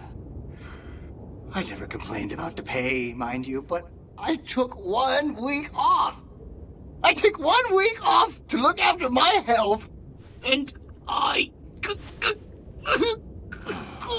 They blamed the recession! Are you freaking kidding me? In a recession like this, how the hell am I supposed to keep food in a house with a stupid briefcase? How am I supposed to eat? How can I eat? I'm trying my best.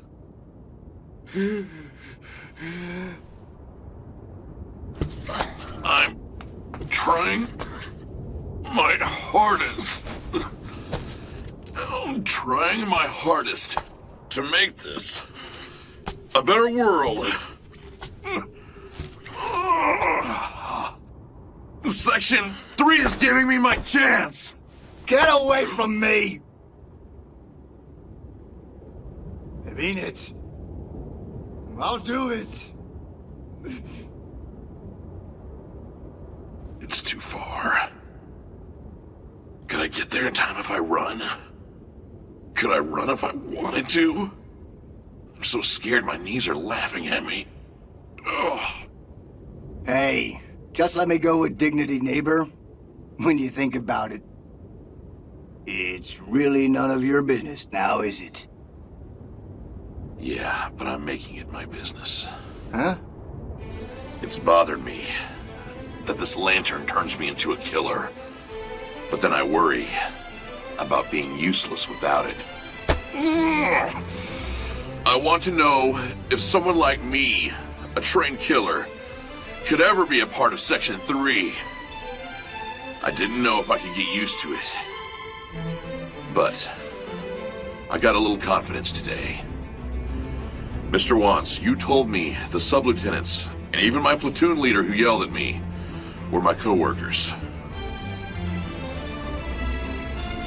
And that's why I don't want you to throw your life away over a stupid briefcase. Please don't! Well, that's really kind of selfish of you, don't you think? Yeah, and I'm sorry about that. I've only known you for a day, and I've made that much of a difference in your life, huh? Mr. Wants. You know, I guess if you need me, and maybe there's another job out there that might need me too. You betcha.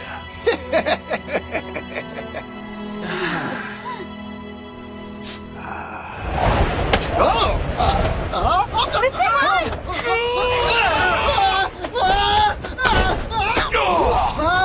Oh, no, you don't!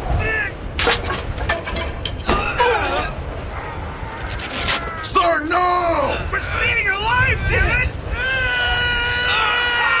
Ow, put your back into it, Mortis! He's too heavy!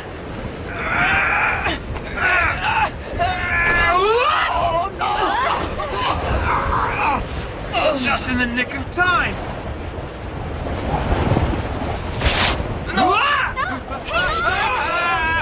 Sir, please! I can't hold him! Just one big dig! One big what? We gotta try! On 3! 1,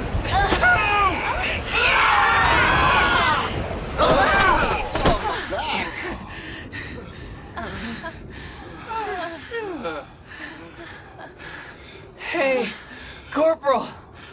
Yes, sir? Sorry I suspected you. Huh? Sorry, I must have hit my head. Great moon we're having tonight, isn't it?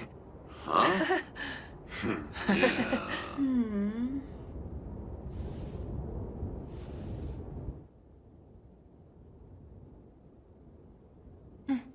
Well, look at that. He looks perfectly fine to me.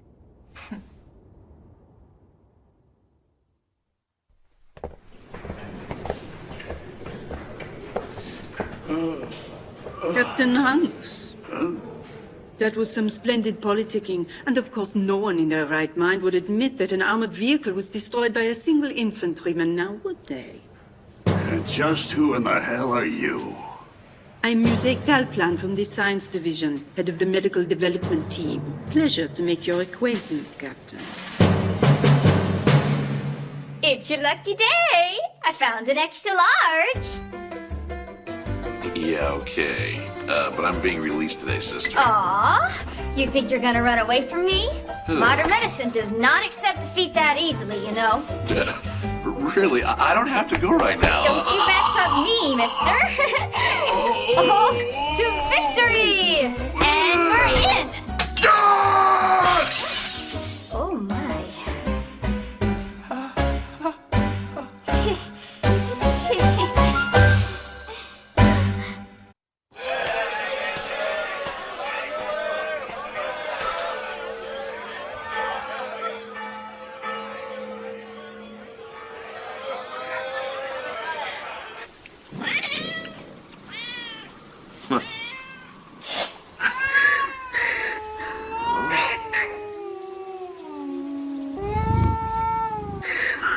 Listen, I've got enough here for you guys, too. Huh? Come on, you guys.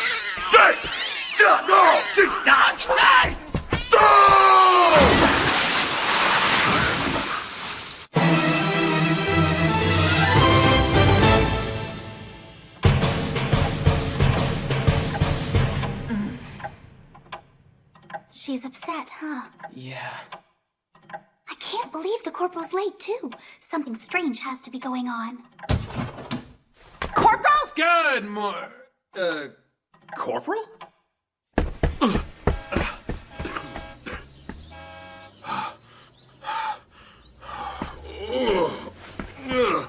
Excuse me. Somebody left this by the gate. Hey, that might be dangerous. No, I really don't think so. It's not a bomb. Huh? Oh. Is there any way we could trade it in for a bomb? Oh, I wish, brother. Sub-Lieutenant Areldo, would you care to tell me how many times you've been late this month? Let's see, 5? No, wait. 6 times so You're far this supposed month? to be on time. Why were you late? Do you really want to know why I'm late, Lieutenant? Indiscretions like that are the reason the public doesn't take us seriously. And we're going to reaffirm the manner in which this unit should conduct itself. All of you, repeat after me! Us too? I guess so. In cadence. A soldier's duty is... I need breasts! Lieutenant, I need your breasts immediately. Why? Wow!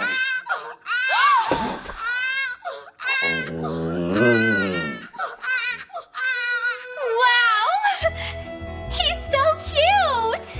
So did someone abandon him, sir? His name is Dieter, and his mother was like him raised by a fine military person. That's crazy. It makes sense. One of the only places left in the country with a steady stream of money and food is an army base. So, his mother must have been too desperate for money and left him here, sir? Well then, guess this little guy is just another victim of the post-war economy. That's ridiculous. An abandoned child isn't a sign of the times. Blaming the economy will get us nowhere. They're just lame excuses. And it's our responsibility to help society get back to the point where no one would ever do this to a child.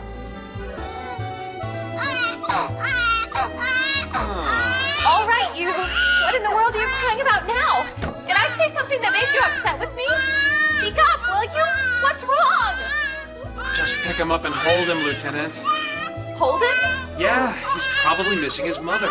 If another woman holds him, he might stop crying. He's missing his mother? It's all right, baby. Are you Don't trying worry. to churn butter, Mother ma'am? might not be here, but you have the camaraderie of State Section 3 to keep you warm, huh? What do you say? He's still crying. Now what?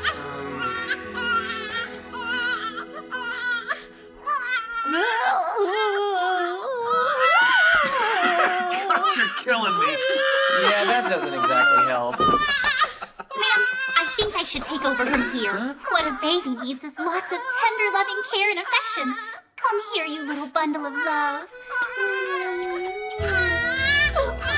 Oh, baby, what's the matter? Hey now, everything's going to be okay. Just stick with Aunt Lily. Hey, you little bugger, who's got your cheek? Who's got your cheek? Sergeant Major, I think you might be smothering him. Lullaby and good night with pink roses. Oh, lullaby and good night. You're your mother's delight. Oh, sweetheart, what are you still crying for?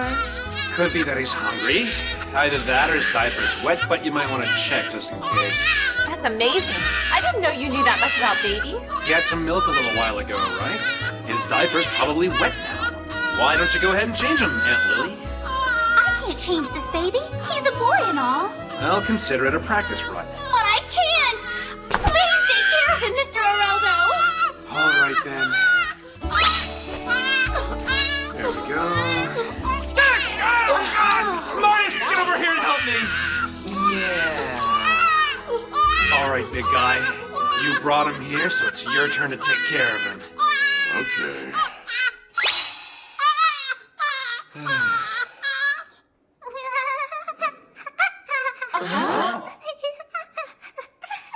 Huh? What are those guys from Section 3 running? A daycare center or something now? Sounds right up your alley. What's better PR than taking care of a few babies? Are you trying to tell me you don't have any milk or diapers here? Of course not, Lieutenant. This is a PX, not a civilian grocery store. And a PX should have all kinds of items to take care of daily necessities! I understand and I sympathize, but why do you have a baby here in the first place, Lieutenant? Are you saying it's out of the ordinary for a baby to be in a military unit? Well, what do you call that? Actually, ma'am, that's exactly what I'm saying. Okay. Well, aren't you the stud? Sergeant Major told me that we only have enough to make it through Is the day. that your baby? Is there something No, we ma'am. can do I about just it? found him today. Let me think. He's sleeping I might so be able to get something peacefully. from the local shops. Now that works. So, Corporal, Could you do that ever for have a me? baby before? No, ma'am. You suppose I could hold him for a bit? Well, of course. He's adorable. Uh-oh. Looks like this little darling only wants to be with his daddy. Daddy? Now it says here, put the warmed milk on your wrist to test the temperature, and that'll make sure it's not too hot for the baby. So, how long are you gonna hold that kid? I don't know. He really doesn't have a choice. That baby just won't stay quiet for anyone except him. That doesn't make any sense to me at all. Why does he only stop crying when the corporal picks him up and holds him, huh? Babies should naturally want women like me to give them love and attention at all times. Is that right? Yes, that's right. It could be imprinting, you know. Huh? Well, look, the corporal found him, so the baby might think he's one of the parents or something. Oh, come on, he's not a duckling. We might just have to sit back and face the fact that the big guy's the kid's real father and learn to live with it. Huh? Is that true, Corporal? Of course not. He doesn't even look like Corporal Oland at all. Maybe he is. Is that really the corporal's baby? I was just joking, kid. Yeah. All right. So what are we gonna do with him? We can't keep him here in the office forever, you know. Agreed, sir. But what should we do? The child should probably be sent to an orphanage. Keeping him around here would interfere with our work. I'm starting a search. For his parents, sir. Are you serious? No woman should go through the pain of childbirth just to abandon her baby. I'll search this city until I find her, Captain. And then I'll tell her how misguided she is. Misguided, you say? She could probably use it. All right. I'm authorizing your mission. But, sir, why the heck should we search for this kid's mother when we already have a ton of work to do here? War relief, serving the small as well as the tall. Captain. Don't lollygag either. But... Oh, for Pete's sake, what's he crying about this time? I just need to go to the latrine. Take the kid with you. Carry him. Right, sir. He's taking quite a liking to you. Might as well get used to it. Right, sir.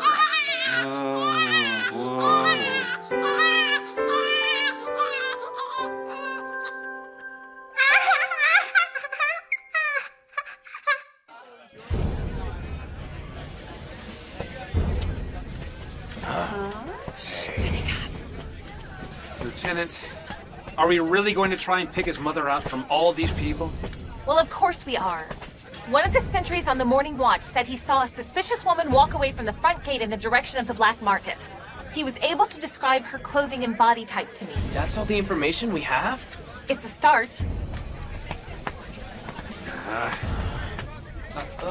Lieutenant, wait. We're with Army Intelligence. Can you help us? And what would you fine people of the Army want with me, We're looking for someone. Have you seen a young woman who was carrying a basket with a baby in it? Nope, I haven't got a clue. She was a thin woman wearing a dark shawl like a hood. I told you I didn't see anything, all right? Hey, what about you there? We're looking for a child's mother. Do you know anything? Anything at all will help, really. We've got to go. They're not talking and they're not going to start because you're drilling them. Let go of me, damn it! Open your eyes for a minute. They're not going to tell you anything while you're disrupting business. Well, he ate baby food. I wonder, just how old is he? An orphanage will want to know.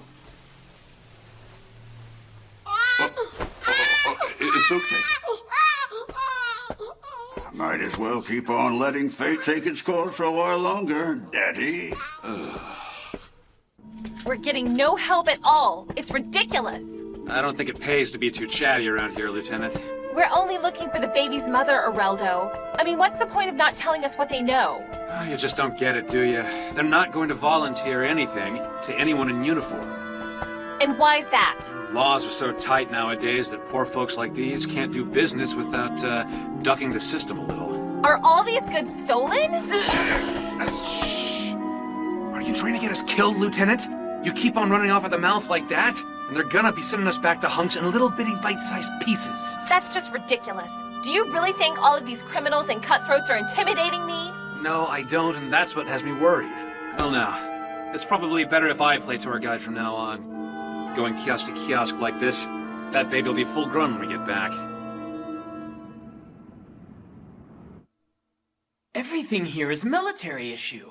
What? Yes, it is, and we've got bigger fish to fry. We're here to find Dieter's mother and turn a blind eye to everything else, okay? So what can I do for the Army today? Hey there, Pops. It's been a while. Is that really you, Areldo? So, you really did join the Army. Times really are messed up. Yeah, you could say that Seems again. that we know each other. Yeah. So, what are you here for? Just looking for someone. Figured you'd be the first guy to ask. You've never let me down before, old man. I don't know anything. Pops, it's not like that. You have my word, this isn't a criminal investigation. We're looking for a lady who abandoned her baby. What? She ditched a kid?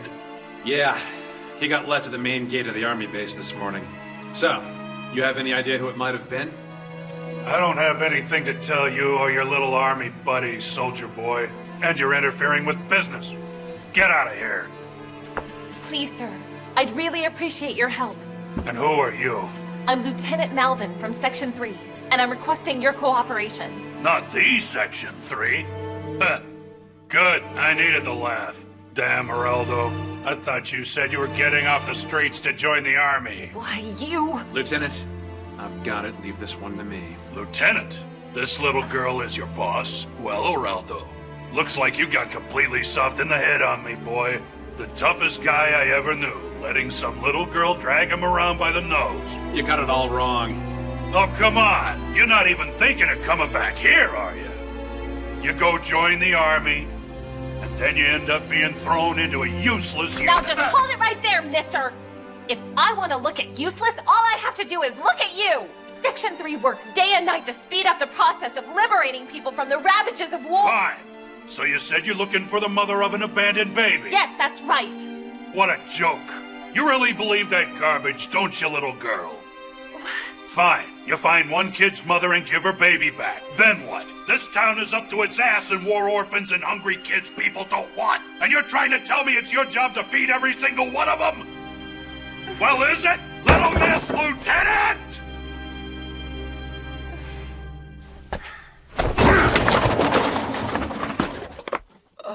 Cut the crap, old-timer. What'd you just say? We're looking for help. And you start running your mouth? You better stop giving us this claptrap or we're gonna come down on you like a ton of bricks! Well, looky here. I thought you lost your talent to go looking for trouble, but here you go proving me wrong.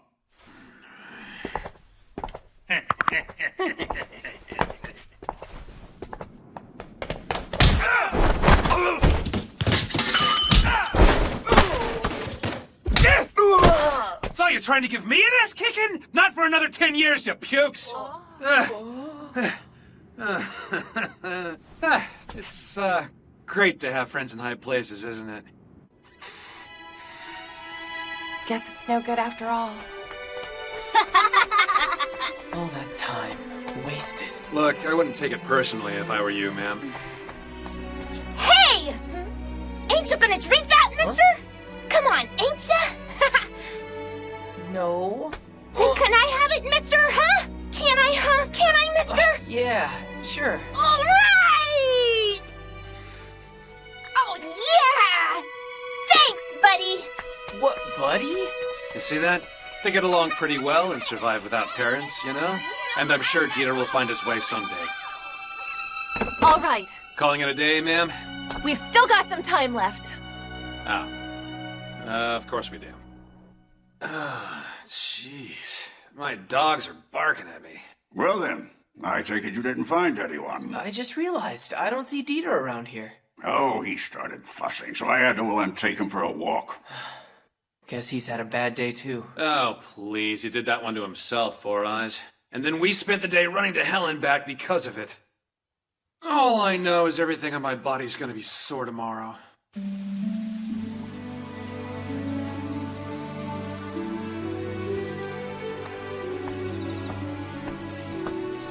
Oh, you finally went to sleep, I guess. They really are cute, aren't they? Yeah. We couldn't find his mother. We looked everywhere. I guess we're helpless then. And there are so many other kids across the country who've lost their parents to the war. Doing something for Dieter really won't do anything to the root of the problem, will it? Lieutenant? I'm really not that naive, even though people think I am at times. Uh-huh. But this child has a name and he's part of my life. I'm not gonna turn my back on him and leave him on the street. Do you think that might be... Hey! Dieter's waiting for you! You named him Dieter, right?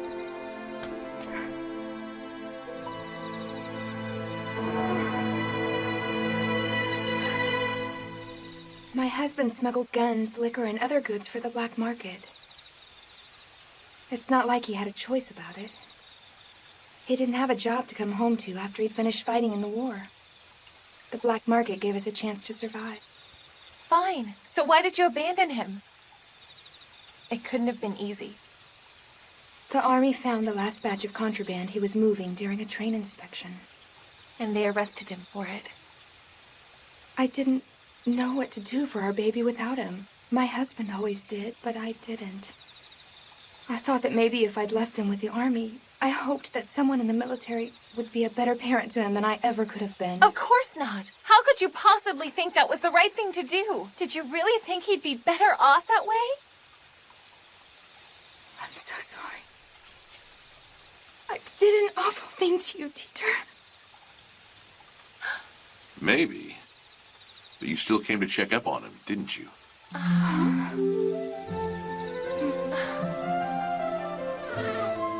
Dieter. I'm sorry.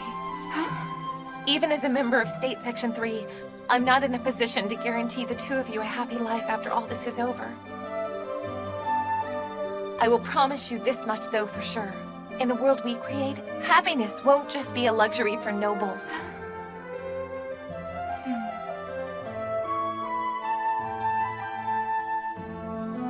Well, it's true she was crying all the way through her apology. But I didn't forgive her for that. I could just tell. She wasn't apologizing to us, but to her baby.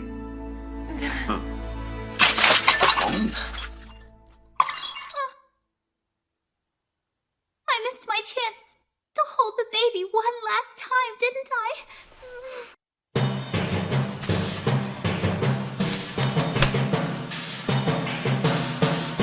Your next mission, an anonymous tip.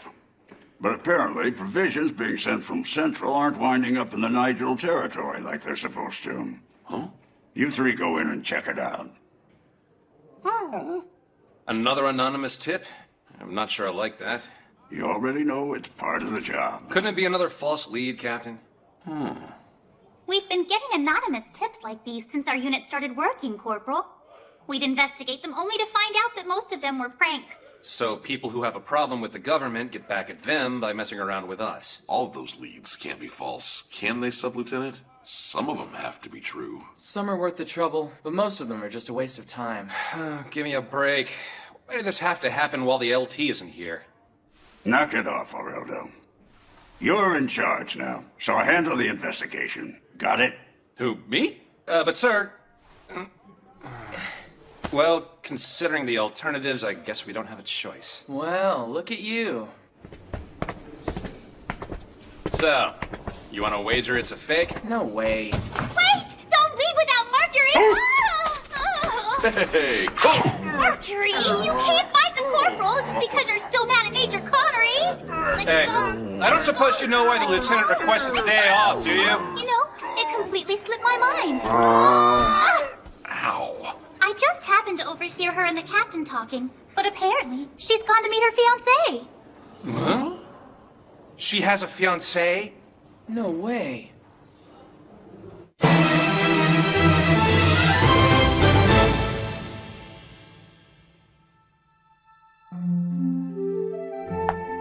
Come on! You've wasted enough time in there. Hang on, I'm not done yet.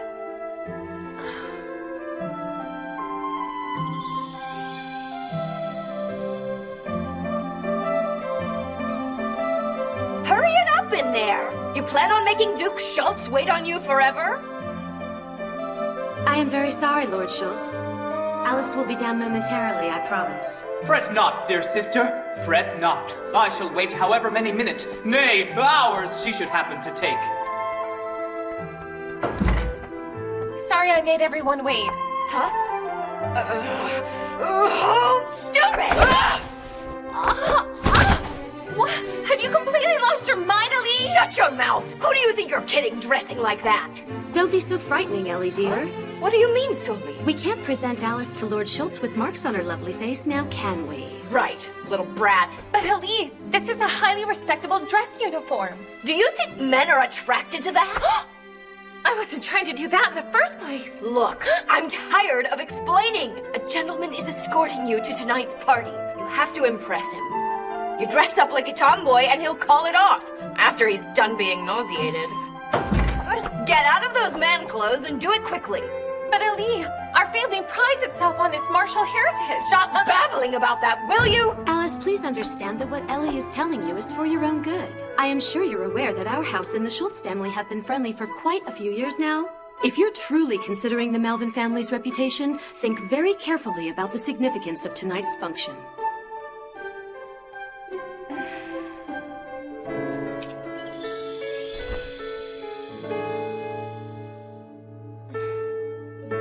So what do you think? And be honest. Splendid. Well, I guess it's not too bad. Then shall we go? Oh, just one moment.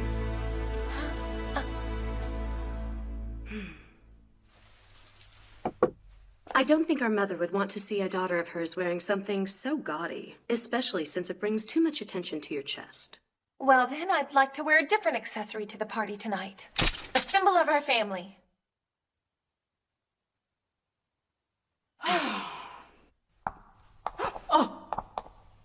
Oh, Alice! Oh, Alice, my beautiful Alice! Forgive my rudeness, but I simply could not contain myself. Let me take this opportunity to thank you for your invitation. However, aren't we just a little too early to go to the party, Lord Please, take these. 1,000,000 of these would be but pale imitations of your beauty, but please accept them. Well, I think you... At least he has the same level of cluelessness. Shh. So then, may I impose upon you beforehand? Perhaps a park stroll? What do you mean? This is the first chance we've had to meet in quite a while. Wouldn't you like to talk? Dearest sisters, let me borrow your youngest for a while. No bother at all. Please take her off our hands. Ellie, what are you doing?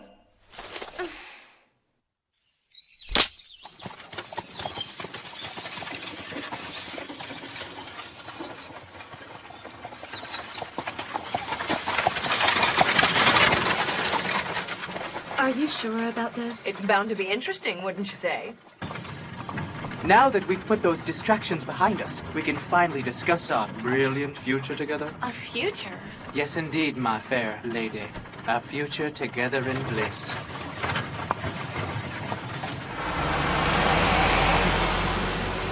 Looks to me like the provisions from Central are being sent on a regular basis. Lord Ian even signed a receipt for it. Well, since we already have that signature, there's really only one place to begin the search. I'm guessing Lord Ian. Huh? What's wrong? Over there. A soup kitchen, huh? I guess there are kind-hearted people all over the place. They're volunteers. Noblemen work those places every once in a while, but usually the commoners are responsible. Looks like the citizens are running that one. Oh, there it is. Huh? Lord Ian's, I presume.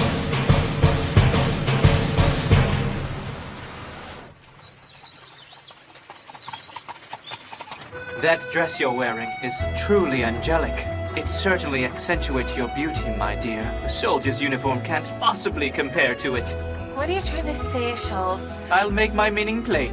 You are of a noble family, and your proper place is preparing yourself for your nuptials. This is who you truly are and the person you were born to be.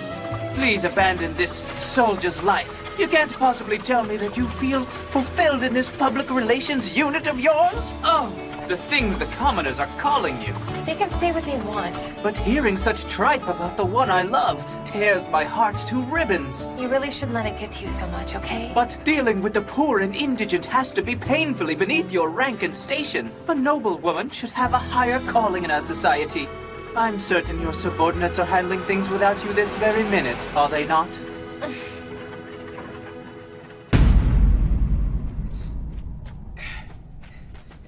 It's no good. All the gates are barred.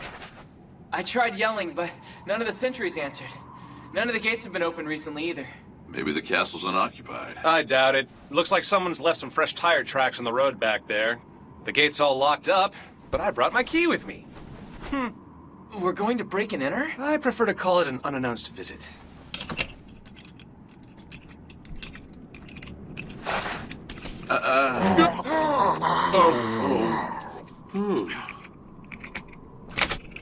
Still got it. God, what a mess. You'd think a nobleman would have a grounds crew or something.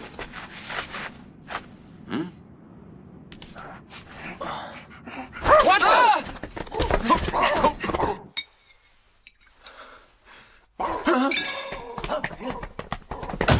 Lord Ian, intruders on the compound!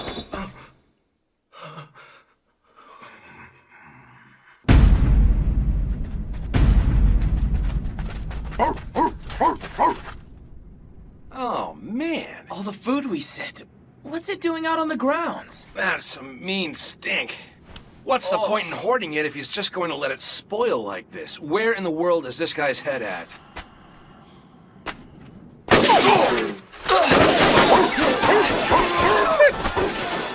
That's not right. What tipped you off? The rotting supplies or the gunfire? Give it a rest. The intervals between those two shots is too short. See? They're automatic. These rifles are incredible, sir. That's gotta be it. You're kidding, right? We haven't perfected that yet. So why would some backwater noble have access to that? They've got us pinned down here. It's jammed up again. Hold your fire, men. Get the hell out of here, you bandit scum! Bandit scum? Let's wait for dark. We'll be harder to hit. Hurry up, Mercury. Get this to the captain. Go!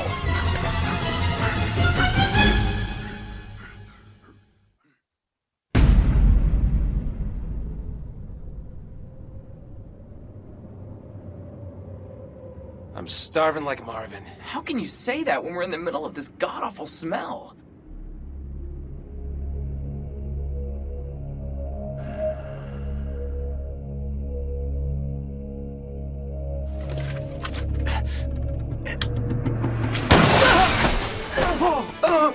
It backfired!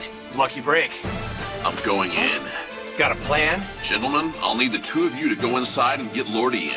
Are you using that? Please go. Quickly. Got a bad feeling about this. Well, we're not gonna have our easygoing reputation anymore. Die, you filthy bandit! Hey, hold up! Huh? Who the hell is he?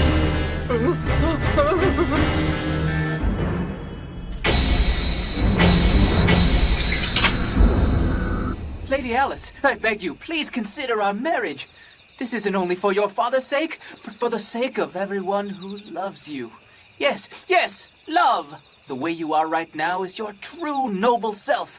You should be overjoyed by that. If you truly believe that your life's work is consoling the poor, couldn't you still do that as a member of the nobility?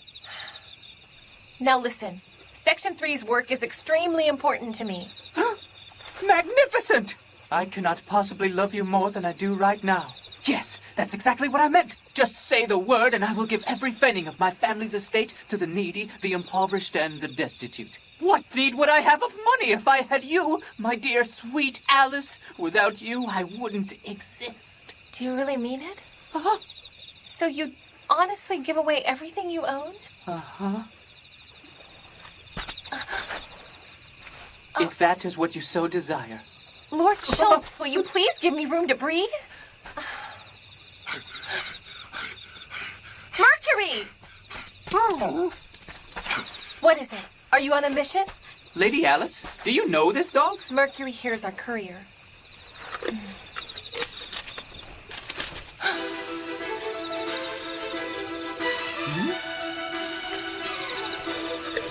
Sorry I held you up, boy. Get it back to Section 3. You want to help me? Let me borrow your carriage. What? Yeah!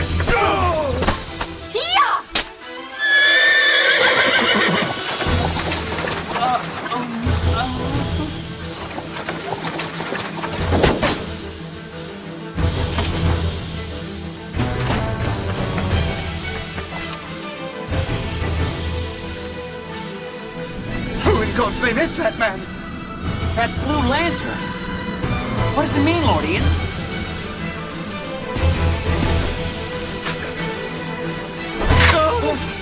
For the love of God, kill him!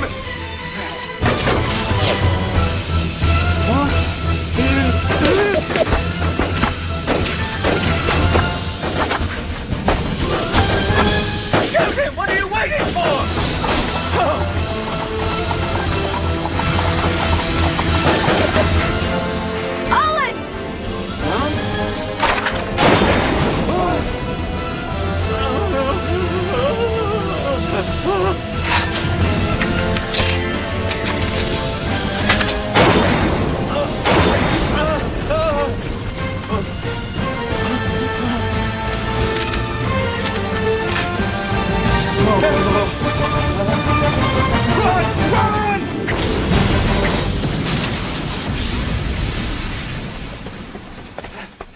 Now play nice and put the guns down. Lord Ian of the Nigel Province? Stay away! Stay away, you bandits! We're not a pack of robbers, you moron. We're with the army.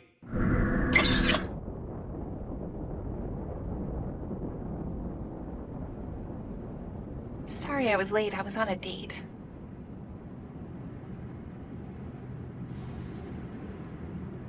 Are you all right there?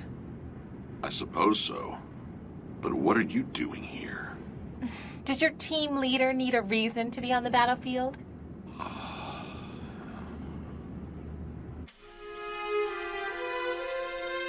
Those rifles were given to me. By whom? I don't even know if I was talking to a man or a woman. The person just gave them to me. You have to believe me.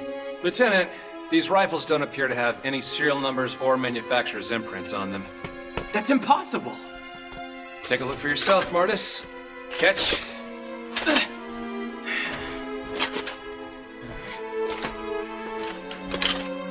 It's not that I don't understand your concerns, Lord Ian. Bandit gangs running rampant is a serious problem. However, I can't let you get away with squandering the provisions we've been sending out here for the people. Those common people are who I fear the most. Their provisions can rot all over the bloody place for all I care. What's that? They despise the local aristocracy. We forced them into poverty for the sake of victory in the war. And I heard there were people running rampant in the streets and towns murdering nobles. Isn't that right? Isn't it? I have a right to defend myself, don't I? Well, don't I? What a ridiculous rumor. And I suppose your benefactor said that? Mm-hmm. And that's why you sequestered yourself here? What about your servants? I gave them time off. My retainers there have loyally sworn to defend my house for generations, and they just wouldn't leave. Mr. Martis, contact the nearest police station. Ma'am. Have Lord Ian placed in custody. Let the army figure it out. Sure gotta hand it to whoever made Lord Ian accept these advanced weapons. He had to be a master manipulator who knew how to mix in a little bit of truth with his lies. You mean the part about commoners killing nobles? It's true that things like that happened right after the war ended. The press had a real field day with it. Lieutenant, with Viscount Vulcan's tank now destroyed, those rifles just became highly valuable evidence to us. We need to keep them safe, ma'am. You think these incidents are related? Yes, ma'am, I do.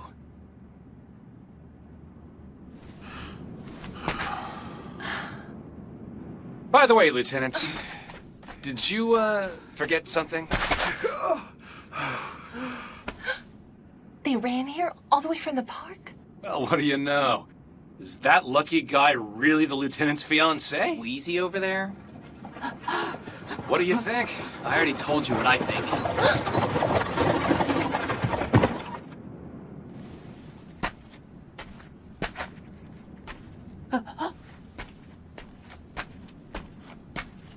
Your chariot is waiting, my princess. Lionel, it's you. So, who's he? Oh yeah, like I would know. We still have time before the party starts. We should be on our way now. Why did you come to Lord Ian's castle? Where else would I be except by your side, my love? Don't tell me it displeases you.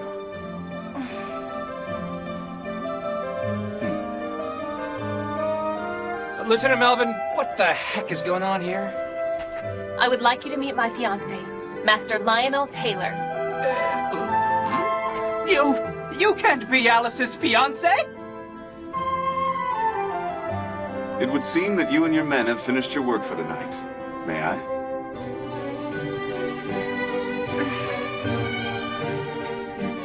Why are you hesitating? I've nothing but pride in the fact that you have the soul of a fighter.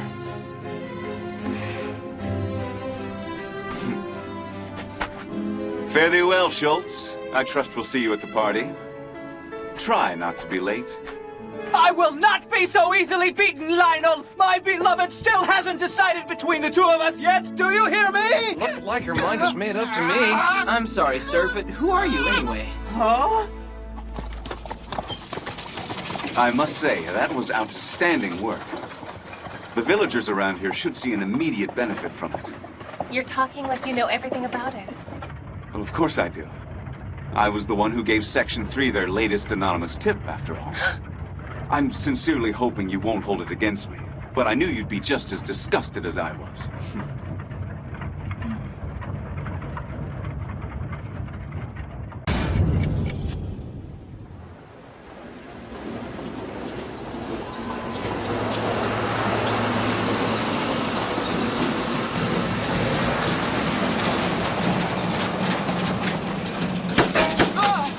It's them.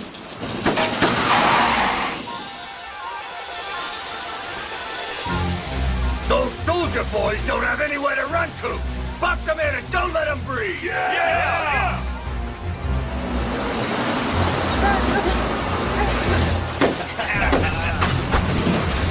We lost the tire! I don't see enough holes in that truck.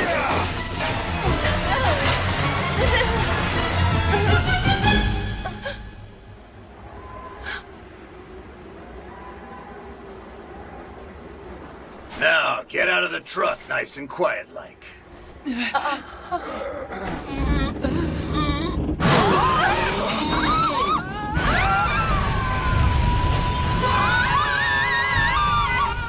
Damn it, men! We gotta get that cargo!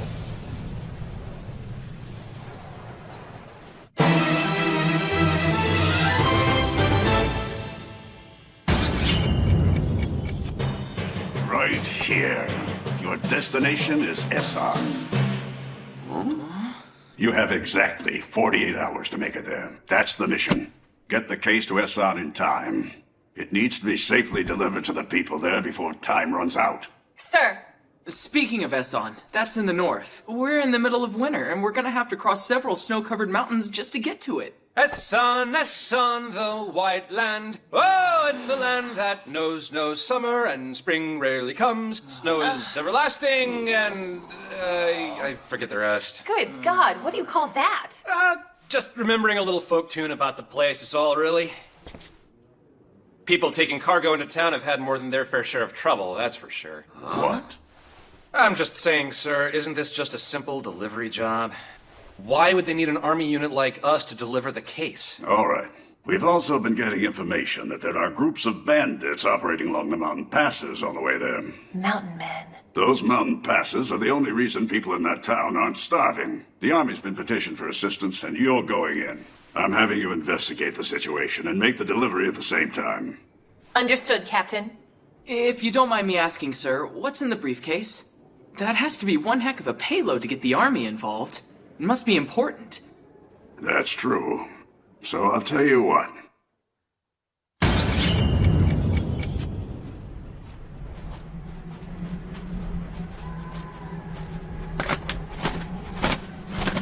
Lieutenant, hang on a minute, will ya? If we don't stop, I'm gonna die. This stuff weighs a ton. You want to conserve energy? Why don't you stop wasting it running your mouth, Areldo? I'm sorry. It was my duty to drive the truck, and I should have done a better job. And I got injured on top of that. Stop it. Don't blame yourself, all right? She's right. No one's saying it's your fault, are they, Four Eyes? No, but I... Knock it off already, will ya? You want to blame somebody, blame the desk jockey who underestimated their firepower. That was in the direction of our crash site. Great. That means that they're coming after us now. Let's go. We have to deliver this to Esson by tomorrow morning, no matter what the cost. Damn it! Damn it! Hey there! Give it a rest already. We can't get cash for any of this military garbage. It's worthless. Oh, worthless! That was a total freaking waste of time and bullets, man! Come on, Mueller, think about it. We're not done soldier hunting yet. A few cans of this crap shouldn't satisfy guys like us. If you're a soldier and you don't know your way around snow country, you'd need all this canned food for a nice long trip to the mountains, right? So what do you think was so important to them that they had to leave all their provisions? Oh, that means... That's right. It means they took something more valuable than food and water with them. And that means I smell something really big. Right. So where did the bastards go? High ground. What makes you so sure about that, Walter? An amateur would have abandoned his goods and tried to get down the face of the mountain as quickly as possible. However, these guys are Imperial soldiers on a mission. Pride won't let them go down the mountain until they're done. Or until they drop dead, right? You could put 50 of them in a room and there wouldn't be a brain in the bunch. Thanks for letting me enjoy this again. You walked around snow country during the war like you owned it, and the people in it, soldier boys. Well, payback's gonna be a bitch.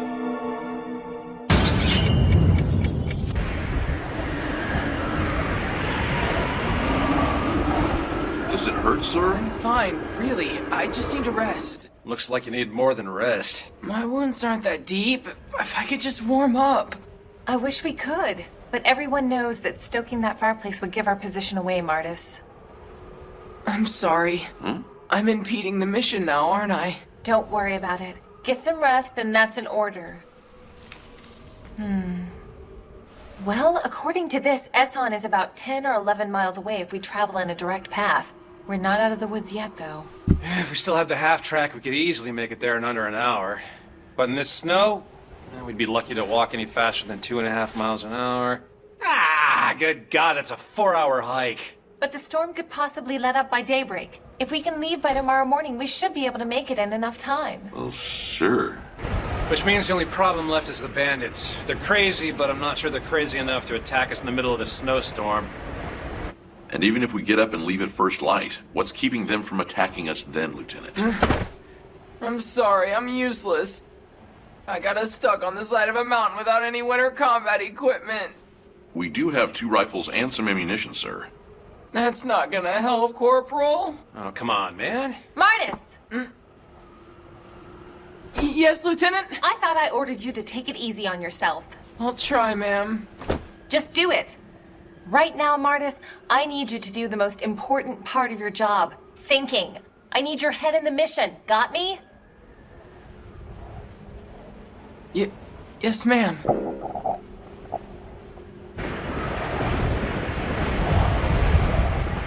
I mean it, people. Empty your pockets.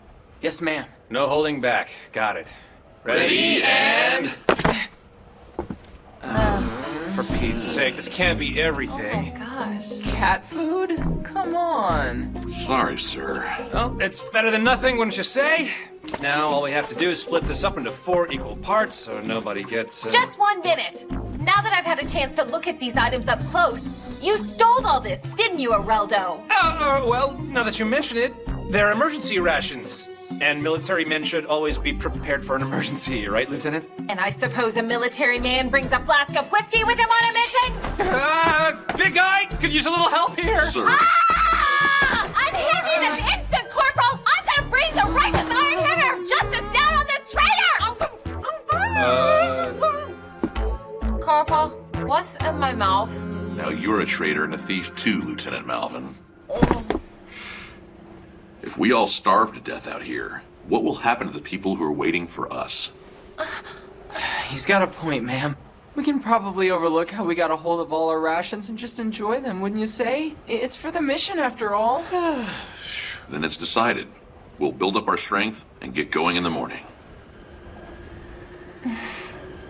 Sounds good to me. Areldo? Yes, ma'am. Split our remaining rations 4 ways. And I better not catch you stealing. Roger. I'm allowing this for the sake of the mission, so everyone eats their share. However, our master thief only gets the cat food. What?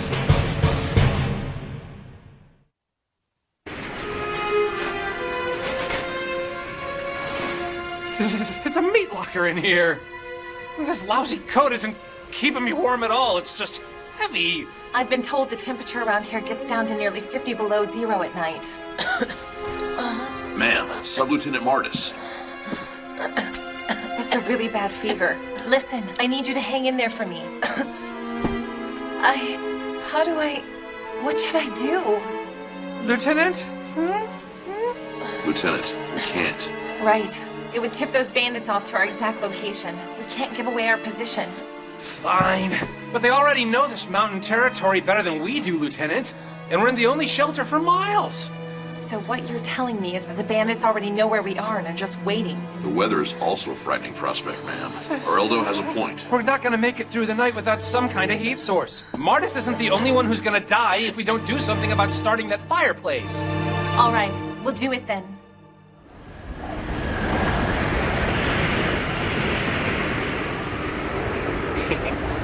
Hey, Walt. I got him. Cabin on that north ridge over there.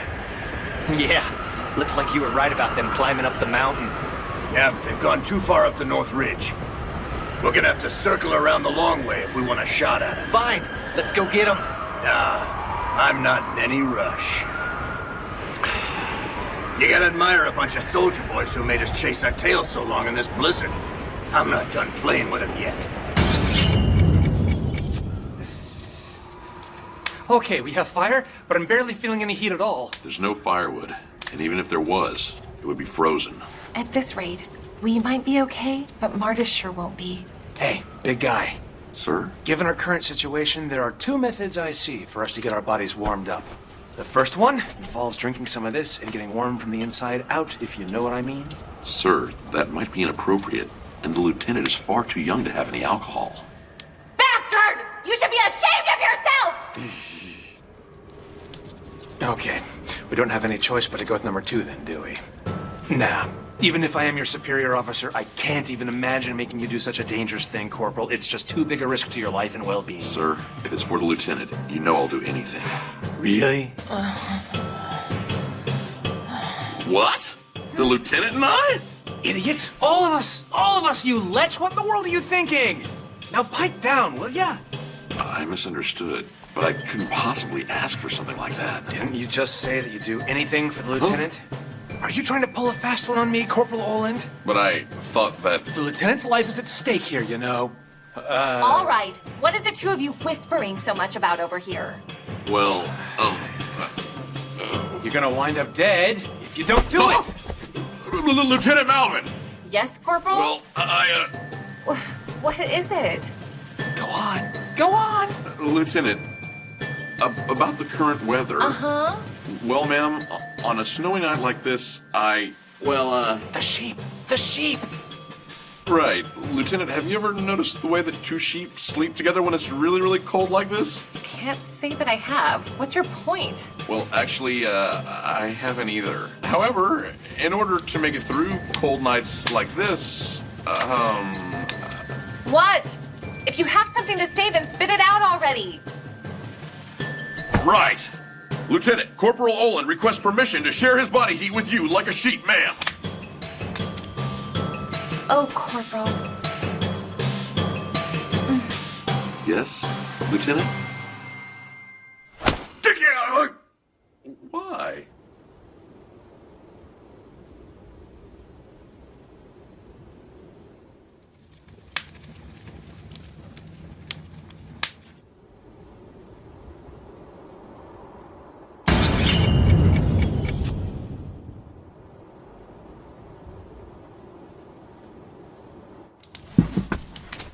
Well, ma'am, We're completely surrounded.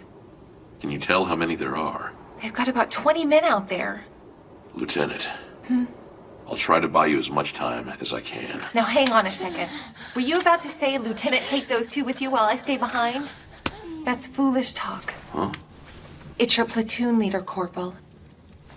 We decide whether or not anyone sacrifices themselves for the greater good. The whole dying so others might live thing is really touching, but there might be another way to do this if you're interested. We still have a little more time before we start moving towards Esson, right? Hey, Aroldo. You're a perfect target right now.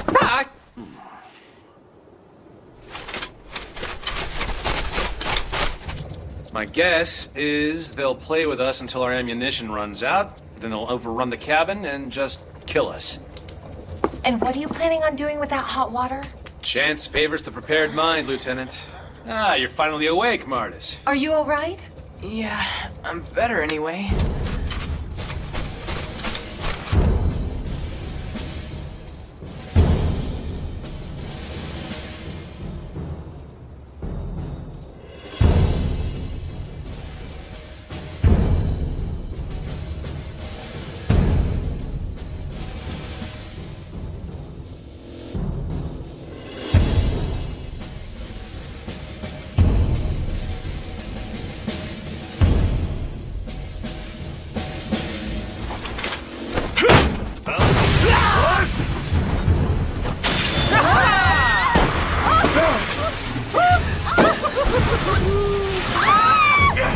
How in the hell did they make a sled? Did you see the looks on their faces back there? Making a sled by freezing a blanket with melted snow, huh? Sure fooled me. When you're poor like I was growing up, anything can be a toy. So, what do you think? We ought to be minutes ahead of our schedule by now. Yes, I suppose so. However, it's irritating to know that we had to run away from that bandit scum. I'm ashamed. We haven't lost yet, Lieutenant. We may not have won a firefight against the bandits, but if we finish our mission, we win. Make sure you get the shipment there safely. The people in that village are in desperate need of it. We haven't lost. So, right! For the sake of the mission, we will continue our strategic retreat until we are at the town square of Esson. Roger! He was stupid, but he didn't deserve to die like that. This isn't about money anymore! Don't let those soldiers get off this mountain alive! Damn it! I was hoping you'd give us a little more lead time than this. What are you doing?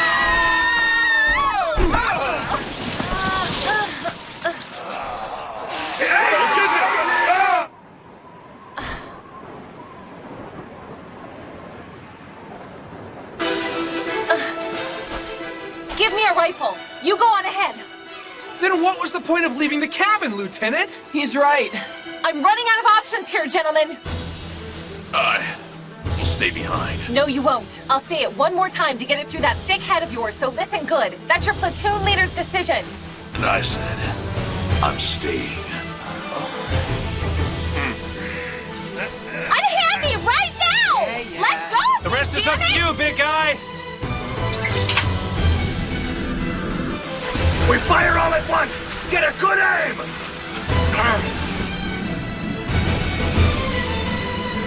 You think you're gonna take me on with only one handgun? Bring it on!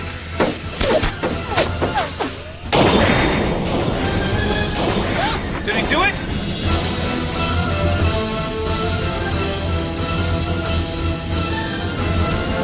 What were you shooting at all the way over there for? You need a little more practice, soldier boy!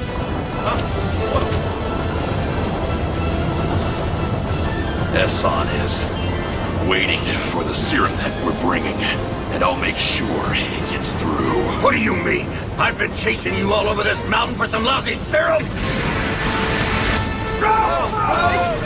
Well, that's one hell of a mission. Gotta hand it to you, soldier boy.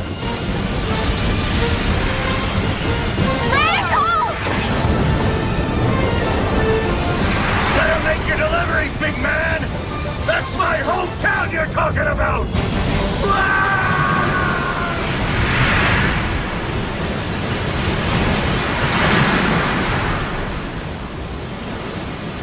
I can't believe, after all that, Corporal. We haven't lost. How can you possibly say that now? If you're lying dead at the bottom of this ravine, then we've lost both the mission and the battle. You, Corporal Oland. You're an idiot! You're an idiot! You're an idiot!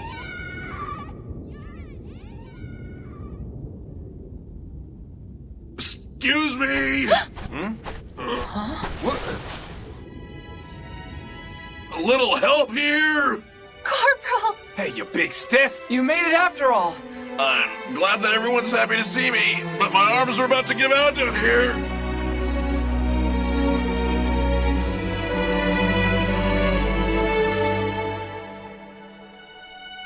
There it is. We made it to Esson. Yes, ma'am. And not a moment too soon.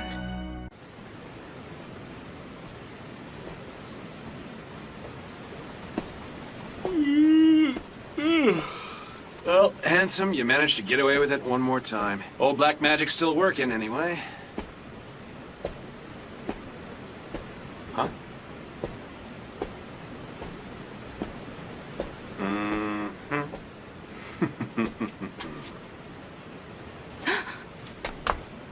Huh?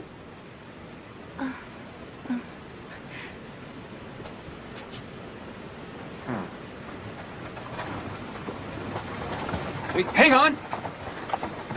Hey, don't do it!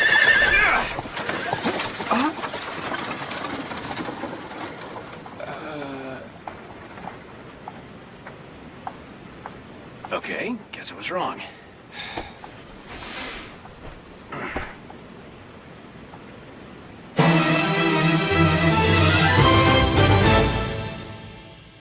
One blanket each.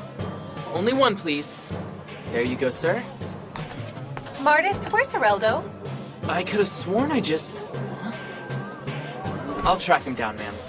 Only one blanket per person! Damn it, Oreldo! What are you doing over there?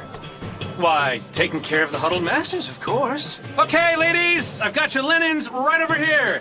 And because you look so lovely and so cold, I'm gonna give you 2 along with my phone number. Stay warm now. Huh? Damn. Real shame it wasn't her. Excuse me? Oh, sorry about that.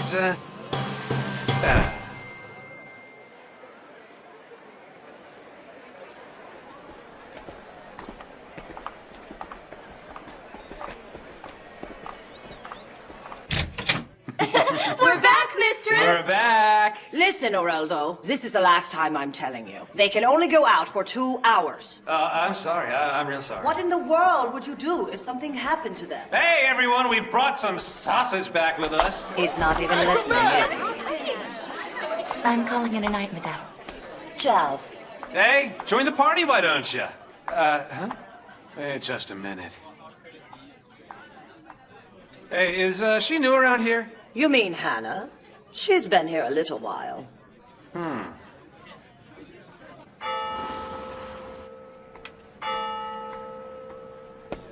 Welcome to the Vin Relay. 2 days in a row, Oreldo? You must have had a hard day at work. If you want to go out with Kathy and Marie, you're out of luck today. Is that right? Guess I'll just have to settle for you, old girl. In your dreams, big boy. Yeah.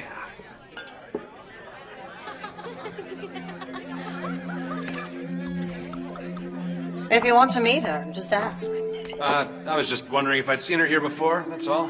I already told you she works here. And she always got her head down like that? I know you had to have noticed it yourself, right? It's almost like she has to force herself to smile, you know? I suppose you're right. She started working here not long after her 17th birthday. Her parents had been dead for a while, and she didn't have anywhere else to go, so the owner gave her a chance to work here. One man's kindness is hell for a girl like her. So young. Add to that the fact that she's waiting for a boy who went to the front and didn't come back. Her boyfriend, huh? So the guy was a soldier? She said the army sent him to Neuja Gerlitz 4 years ago. His buddies dragged him here the night before their unit went to the front. He was barely old enough to put the uniform on. There, on the couch. They'd sit there quietly and politely holding hands, like that would always be their place.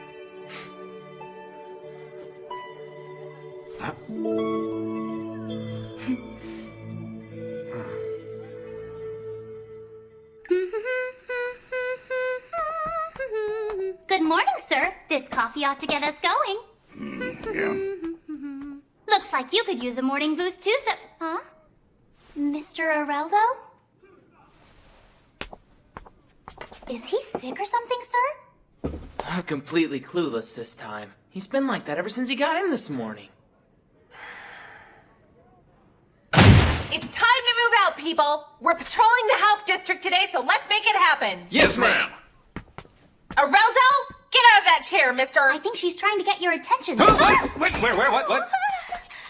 Oh, for Pete's sake, it's only you. What? I know he wasn't just talking to me. Oreldo, get out of that chair right now! Please, calm Don't down, make Lieutenant! me come over there, Sub-Lieutenant Goldbrecht! People are constantly laughing at us, and you're sitting there doing nothing about it! Lieutenant, Stop daydreaming and get to work, damn it! You want to take Hannah out? Yeah. And, here it is. Believe it or not, the spaghetti here is a lot easier on the stomach than it is on the eyes. And you always complain about it till you eat at a big shot.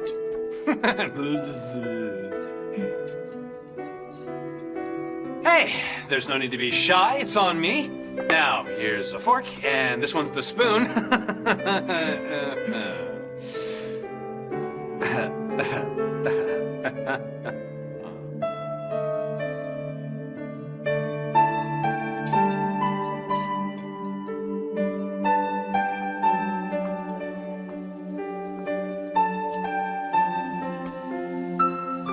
Hannah, aren't you enjoying yourself? That isn't it at all, really.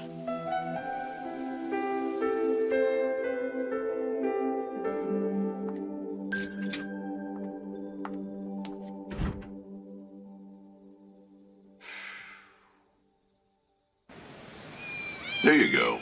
Lap up those leftover rations, guys. Huh? Hey. Mr. Oreldo, are we mobilizing? Are you okay, sir? It's not like that, really. I can have this ready in a minute. Huh?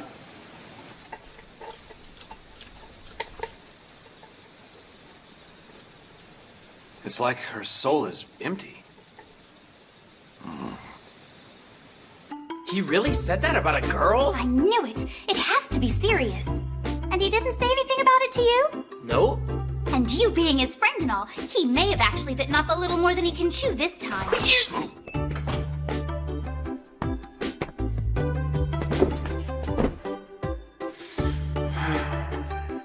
Why don't we just casually bring it up? I don't know. It doesn't look like he wants to talk about it. Oh, come on. Knowing him, he's dying to tell us about it already. I'm gonna ask him. Hey, No, don't! This is the kind of subject matter you don't force a guy to talk about. But he just looks so troubled, Martis. And that's exactly why we should wait for him to bring it up, Stecken. Martis! Yes, sir! You got a couple of marks I can borrow?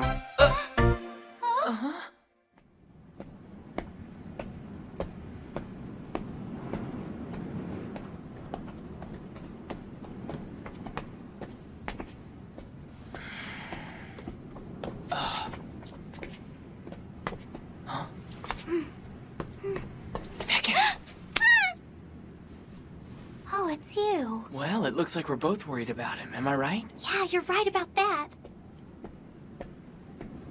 Let's go. Come on. Right.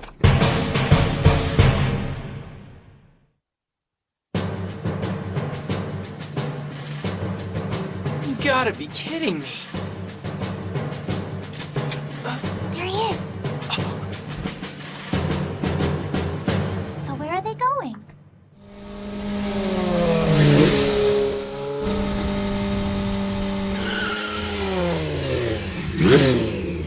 What do you think? That was a rush, wasn't it? Time for one more spin around the block!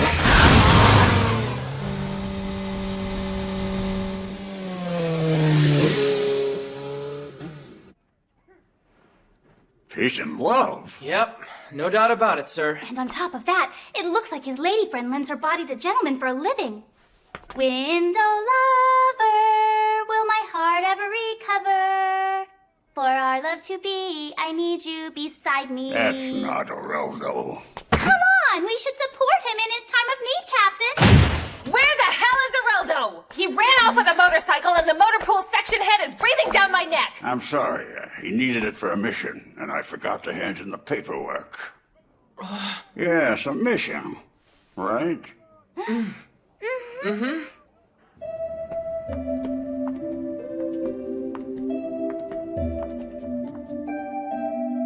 Now this takes me back. Have a look for yourself.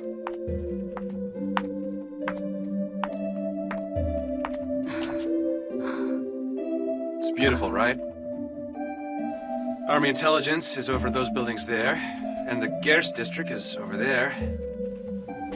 I found this spot when I was a kid, and the view has never failed to pick me up after a bad day, and believe me, I had a few.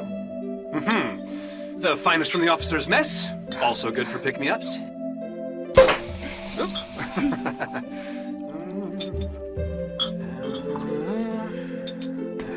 Let's toast our view of the capital. What do you say? Mr. Areldo, why are you doing all these things for me? Whoa, that was really sudden. You were on the Mains Bridge the other day, weren't you? You just looked so sad to me, and I wanted to know why. Hey, forget about him, will ya? There's no point in dwelling on it, is there? He's gone, but you're here, and that's what matters. I really understand your pain, and I know why you want to believe he's coming back to you. The war's been over for 3 years, Hannah. And if he's coming back, he would have come back by now. Damn it. Frank told me he's coming back, and that's all the proof I'll ever need. A lot of soldiers went to the front promising their girlfriends they were coming home. I'm sorry, but I'm pretty sure this date is over.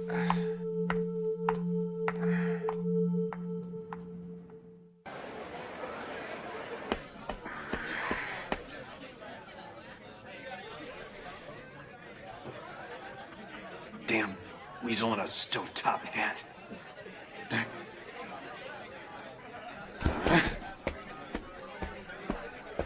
Hey! What is the meaning of this? I hate to disappoint you, pal, but she's with me tonight. What's that? Stop it, Oreldo. I see. You're that lovelorn soldier boy. Don't you worry. I have quite the lovely evening planned.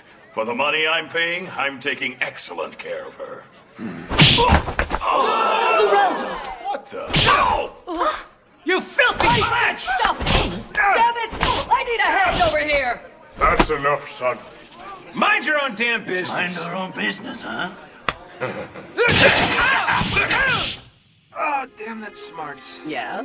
Well, you deserve to get roughed up a little bit. Sorry about that. I just got carried away back there. Which circus did you steal those 2 freak show bouncers from? Think you're the only white knight who's tried to save one of my girls? It doesn't work that way. Just wanted to see if there was a smile underneath all that pain. She deserves to be happy too, you know. Get over yourself, boy. Huh? You say you want to make Hannah smile. Honestly, you'd stand a better chance of making me an honest woman. Some people just stay hurt, and that's a fact. Hell, you think I don't want to see her happy again? Of course I do. But she's not going to smile and mean it until Frank comes marching back from the war. And that's not going to happen because that boy died over 4 years ago. I knew it. One lousy death notice from a pencil-pushing bureaucrat. She couldn't believe that, now could she? Ridiculous. No one could live with that, right? Right? You're sure he was killed in action? Yeah, that's right. And whether you like it or not, she's going to stay that way. So if you really care about her, just leave her be.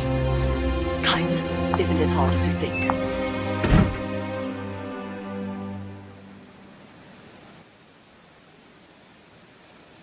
And she's still waiting for him to come back. Huh? So this girl, she's been waiting for her boyfriend to come back from the war, but that's not possible. Her boss at the club says he was killed 4 years ago. Why in the hell does she have to be hung up on some dead guy anyway? She's empty, and I guess she's always gonna stay that way. Even so, I can't sit back and do nothing. Even though she's never really gonna be happy. Well, sir, I'm not so sure it's over yet either. Huh? The war's still all around us. That's why people are stuck on it. I used to be the same way. I couldn't come to terms with the fact that they'd really signed the armistice. However, I finally started moving forward again after joining Section 3.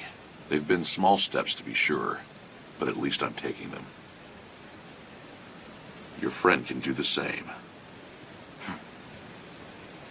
So you say it's not over yet, huh? Okay.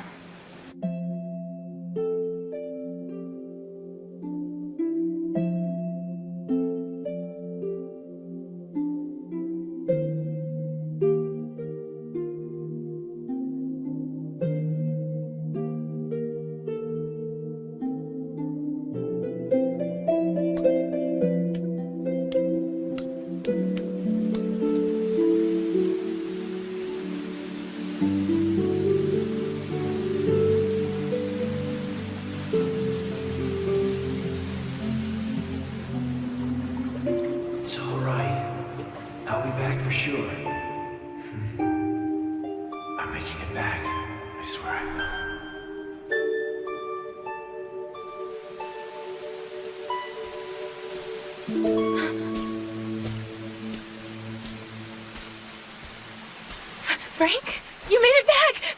Oh, Frank! The Battle of Neue Gerlitz actually helped determine the outcome of the war. If the Republic had won that battle, they would have had a direct line of assault right into the capital. We had troops stationed there, but they were low on manpower, supplies, and arms, and decidedly overmatched. That's enough. The Empire responded by sending more reinforcements. Stop We were it, barely please. able to muster one battalion, which included 7th Company. Stop it! Frank isn't dead, I'm telling you. I won't believe it. Then just listen. Frank went to war trying to protect you. And this is how you honor his memory? You can't go on this way. He wouldn't have wanted it that way. Just listen, please. If his life meant anything to you, you need to know the feelings that he fought with, that he died with. Be strong for both of you, now and going forward. 7th Company arrived at Neue Gerlitz on February 5th. They relieved a forward guard unit that was almost wiped out by the time they got on station. The Republic already had 3 full battalions in the engagement area, including an armored cavalry squadron. So outnumbered and in minus 15-degree temperatures, 7th Company dug in. They hoped they could wear down the opposition. So, they began the engagement against overwhelming numbers. 3 days after the fighting started, they ran out of fresh water and food rations. They could have fallen back, but they kept on fighting because of news from the rear telling them that reinforcements were on the way. Records from 5 days later show that half the men were dead from hunger and the cold.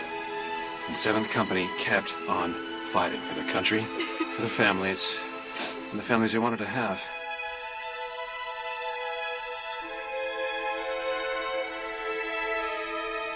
Seventh Company gained a temporary advantage, but on February 15th, the Republic Army's 3rd Battalion from their 4th Division reached Neue Gerlitz. With additional units mustering just 30 miles away, 7th Company was being assaulted on all sides again. Just 2 more days, maybe even 1 more might have been enough for them to win the fight. They hung on to that one ray of hope, thinking that reinforcements were showing up. In addition to the hunger and frostbite, they were also starting to run out of ammunition, and those reinforcements were still miles away. Seeing that 7th Company was overmatched, The Republic's battalions began surrounding their fighting positions, and at 1400 hours, February 17th, they launched their final offensive.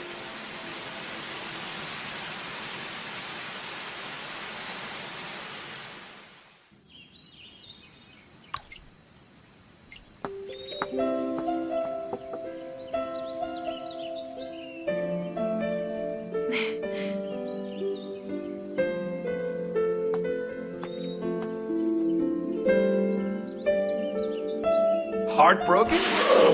Mm-hmm. You think I'm heartbroken? You're really not, sir? But up until yesterday, you could barely even concentrate on your work. Look, the two of you got this thing all backwards. Just couldn't let her feel sorry for herself all the time. So you really weren't in love? Of course not. Oh, I see. President accounted for? Good! Then let's give our all to the war relief mission.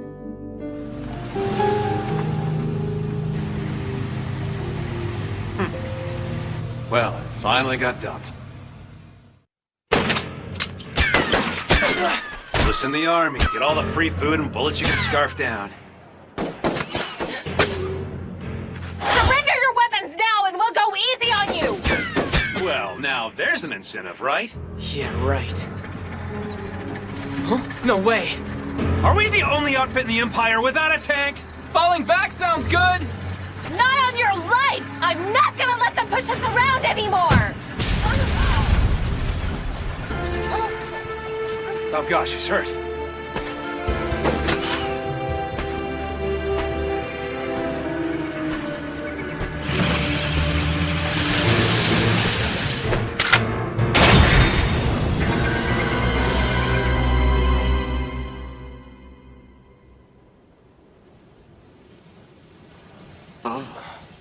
Lieutenant! Corporal Oland is still with us, ma'am. Good. Still leading with your chin, I see? Sorry about that, sir. You're all ragged, big guy. Ma'am? I mean your uniform, Corporal.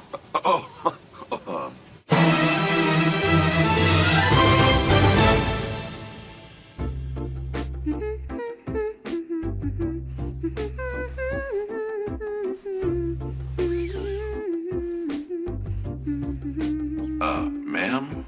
Where is everyone? Well, Captain Hawks is probably giving his report. The sub-lieutenants went to the infirmary. And Mr. Areldo's probably pressing his luck with the female doctors again. And the lieutenant?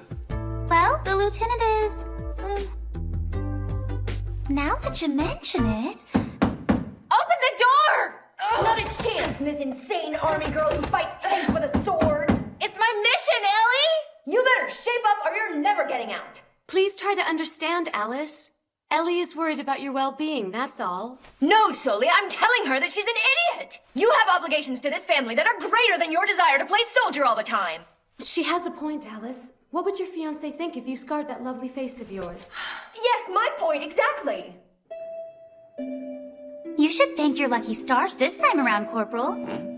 This uniform was shot full of holes, but you managed to make it through without so much as a scratch. Sorry for wasting your time like this, Sergeant Major. Oh, don't give it a second thought, Corporal. This is a pretty important mission too, you know. Are you all right, ma'am? Where's that cabinet? I'm fine. It's nothing really. Medicine. Attention!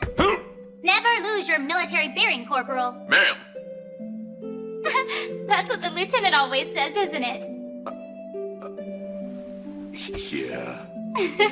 Mr. Areldo's been putting up a big stink about Section 3's mission getting harder ever since you got here. I knew it. I should leave. Oh no, that's just Areldo being the goof-off that he is. Joining the army means I have to shoot at people? I only came here for the free food, so a little hard work would do him good anyway. Maybe. But I'd rather not solve problems with a gun if I can help it, though. Well, he is right about things in Section 3 changing. It's nothing like it was in the beginning. In the beginning, ma'am? That's right. It used to just be Captain Hawks and me all by ourselves. It may not look like it, but I'm the longest tenured member of Section 3. The lieutenant? She wasn't assigned here yet?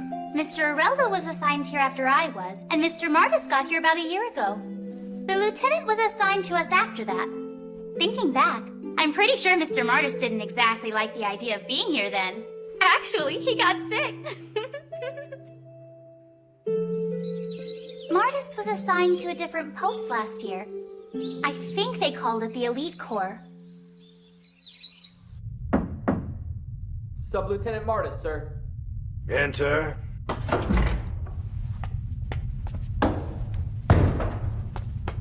With all due respect, Major, our bid on release of— The subject is not up for re-examination, Martis. Major Ronki, please reconsider this. We're paying twice the money to Jing Edge that we could be for Stern's canned goods. Why not send twice the supplies, sir? The Major's busy, Martis. Major? Martis, did you go through the academy without learning anything at all? Your mission as a soldier is to obey the orders of your superior officer. And by questioning those orders, you only end up interfering with our mission. Major. Sub-Lieutenant, the Major is actually very generous. Generous with his time and generous in his appraisal of your abilities. Do you really want to test that generosity, Mr. Martis? Excuse me, gentlemen.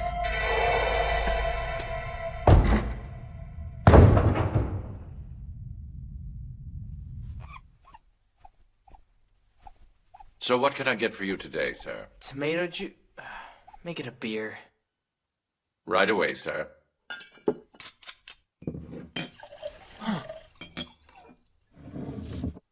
Huh? Hey, it's been a while, hasn't it, Martis? So, whose palm did you grease to get into the OCS? Sub-Lieutenant Oreldo? Bribery had nothing to do with it. Great. As if the Army couldn't sink any lower today. Yeah, must be a sad day when a thug like me gets the same job you have. You'll get over it. So what'd you join the Army for anyway? Well, even a guy like me can't make a living on the streets forever. And the Army's the only place you can get 3 squares a day. And now that the war's over, the chances of my getting shot are more to my liking. Yeah! If you enjoyed the beer you're drinking today, go thank a veteran, or whatever it says on the poster. What's wrong, sport? Nothing. Yeah, and you usually don't drink. I know, it's a girl, right? That has to be the reason you're in a place like this. You always were a little too bookish for your own good. So who is it? The little PFC at the exchange? You want me to go pull rank on her? That's not it, jerk!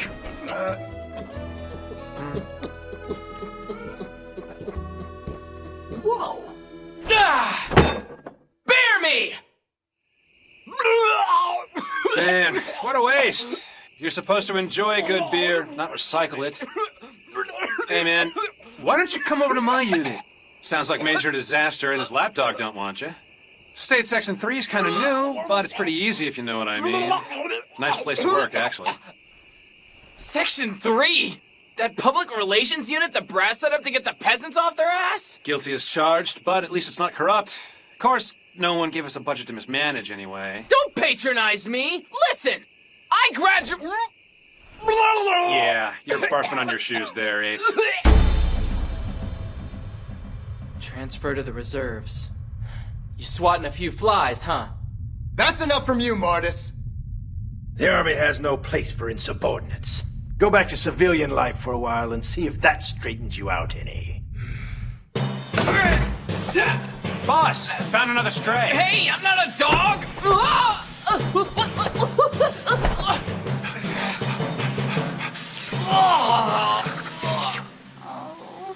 Mercury, cut it out! Our guests aren't sausages, you know.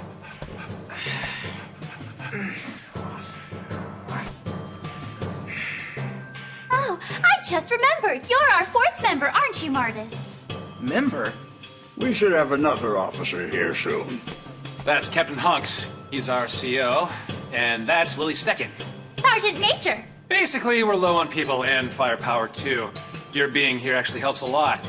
Take whatever desk you want. I'll start some tea. It's appreciated, but I really don't plan on sticking around here. Say what? Sorry, guys. A little early to be calling it a career, wouldn't you say? If I were in your shoes, I'd put off that retirement. You're done investigating, right? Major Ronki and the Elite Corps? Are you taking the case? Are we going to arrest him? Guess it depends on what you dug up.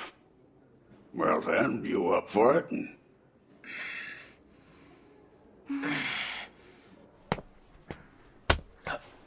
Welcome to the team, Mr. Martis.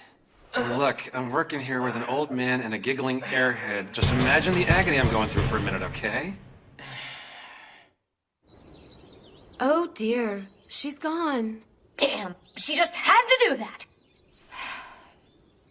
The captain got Mr. Martis' transfer to Section 3 approved, but...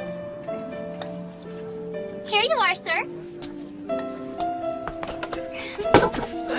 All right, here you go. This is Section 3's job? Yeah, the mission's war relief. Is that a problem? Not really. I guess I should just let it drop. What are you so bent out of shape about? Wait, is this about Major Ronke? You've got to let the captain follow up on all the leads you've generated. Hurry it up, will ya? Yeah. He said that too, but it's probably going to wind up buried under a mountain of red tape. Idiot. Believe it or not, that man's concerned about you. There you go, pal. Thank you. I enlisted in the army because I thought I could do something to really make some kind of difference, Areldo. Come on, man. Getting all emotional on me ain't gonna help. Mr. Martis. I heard you were in Section 3 now. Do you really like being a scullery maid? Ah, how the mighty have fallen, Mr. Honor Graduate. You would have been better off on the streets with the rest of these people instead of in Section 3. You're a really sad sight. Huh? 1 bowl per person, pal. Take it and take a hike. You're holding up my chow line. Bastard. And dishes go to the scullery when you're done. Just stick to your PR mission, smart guy. I've already had my supper, thank you. Now that's a 5-star jackass. Don't let it get you down, old chum. We're going drinking tonight. Martis, if you're gonna keep your clothes from staining, you're gonna have to find your drinking limits. You're late! Soldiers must be punctual. This is unacceptable. Oh! What's that smell? Sorry. Yeah, we tied one on last night. That is unacceptable!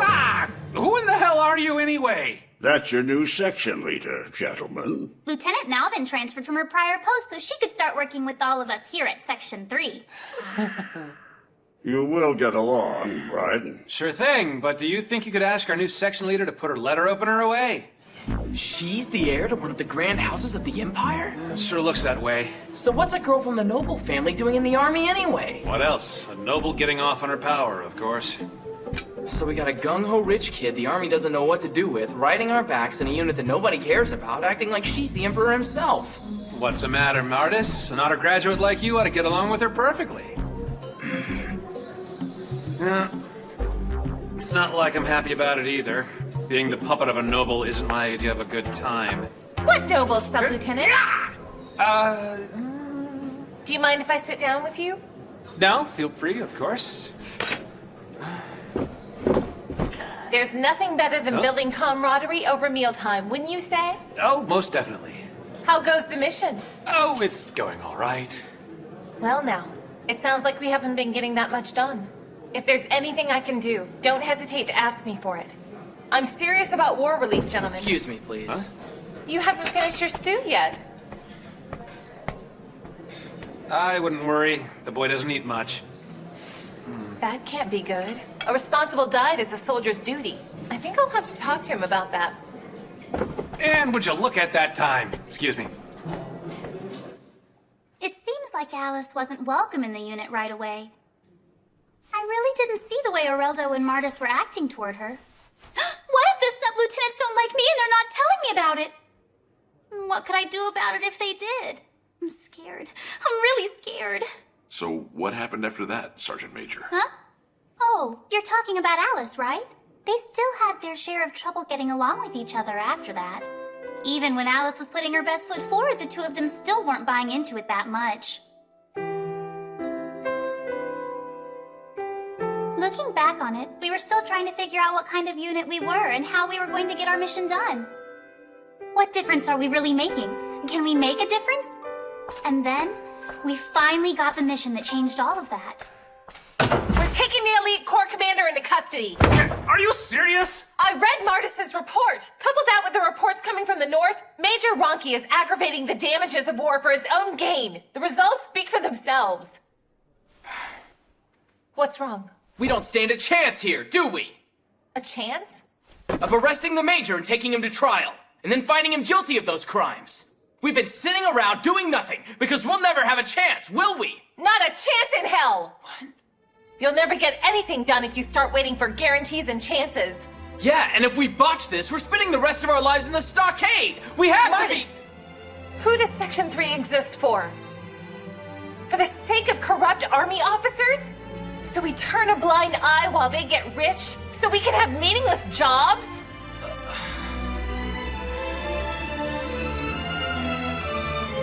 Section 3 exists for the people! If we tuck our tails and play it safe, then we're no better than those monsters who prey on the weak, the poor, and the innocent! Yeah, I guess so. There should be a ledger showing where he's misdirecting the funds. In the safe in his office. Right! State Section 3, move out! You mean we're busting into a major's office without an arrest warrant? Captain, stop her, please. I just happen to have a warrant right here.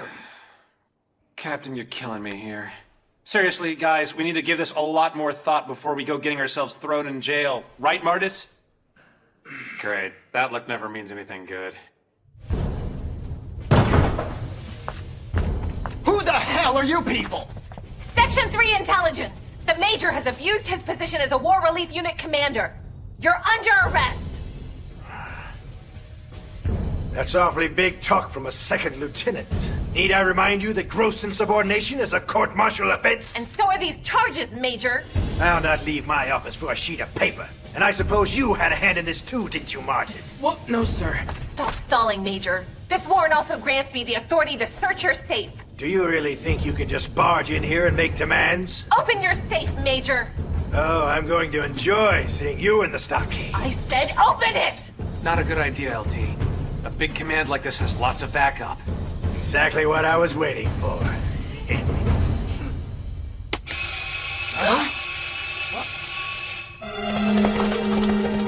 It's mutiny, guards. Huh? My aide here saw it with his own eyes. They tried to take this command by force. All right, everyone, let's just calm down. I think we're all overreacting here a little bit.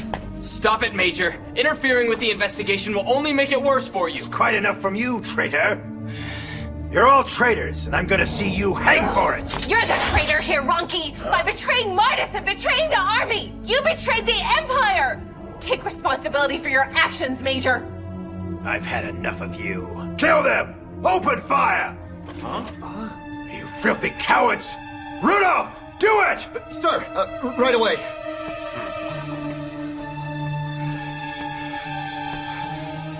I wouldn't do that if I were you, Mr. Elite. Our lieutenant just happens to be Lord Melvin's daughter, and I don't think her dad would appreciate seeing her dead, do you? You're bluffing. Shooting a noble has a pretty steep price. They might kill you without torturing you first. What are you mumbling about over there? Just a little career guidance for the sub-lieutenant. What are you waiting for? Shoot them! Damn it, Rudolph, just do it! If you don't shoot, they're going to arrest us! Stand down! Look out!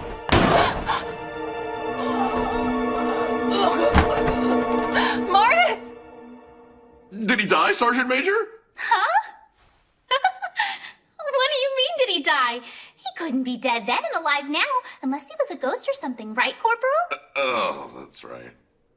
Mr. Martis's gunshot wound was only superficial, and the Major and his aide were court-martialed out of the service. And you see, it was that incident that made us Army Intelligence State Section 3, Corporal.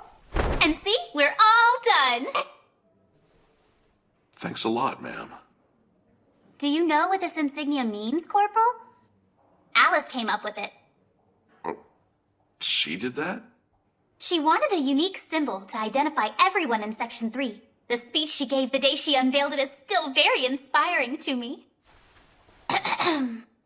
From now on, our opposition takes the form of people aggravating the damages of war by selfishly withholding aid and comfort from the common men and women of the Empire. And up until now, these aggravators have been able to hide from justice. And they will continue to hide from us behind money, violence, and bureaucracy. Right?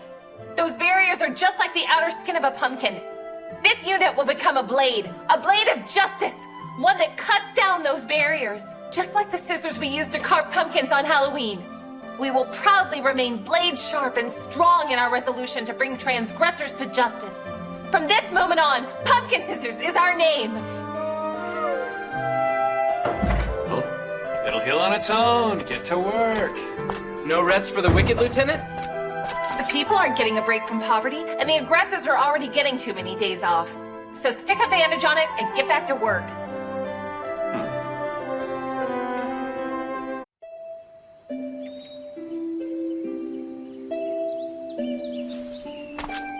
Grandfather, it was good seeing you again.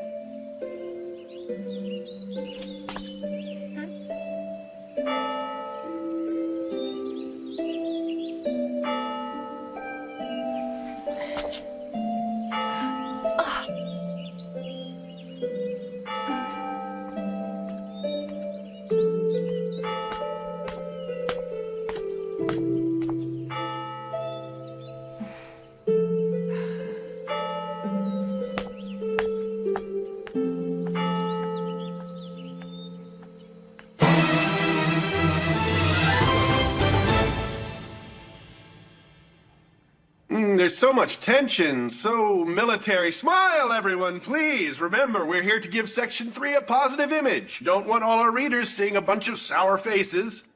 Just think of something positive, okay? Now let's see that Section 3 spirit. Close enough. Okay, here goes nothing. Now, in spite of our reputation, we get pretty busy for a cheerful PR unit. I won't let your story interfere with our getting things done, Mr. Dalton, sir. And I'm not here to interfere with anyone. My newspaper, Die Welt, wants to learn more.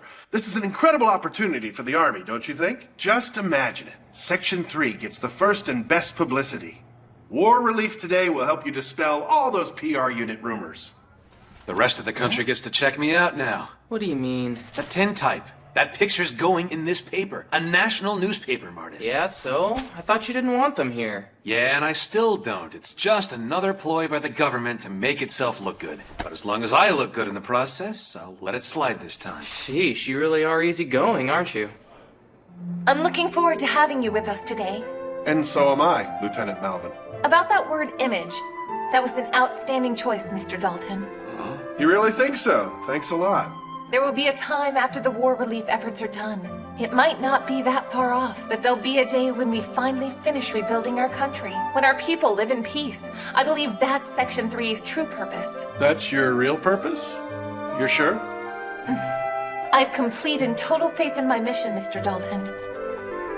Since that mission still includes war relief, we can't say we finished rebuilding the Empire. Every smile we see when we go on a mission is a treasure. And people won't need war relief, the army, our roadside soup kitchens to be happy one of these days. We'll put selfish days behind us soon and start working toward our dreams again instead of petty things. That is the real definition of war relief. Now that's an incredible message to take back to our readers, Lieutenant. All right, while we're at it, let's see if we can get quotes from everyone else here. Yeah, I'll come up with a quote just like it, right after I spent all night writing it. Are you in, Professor? It's Dalton from Die Welt. It's you. What do you want?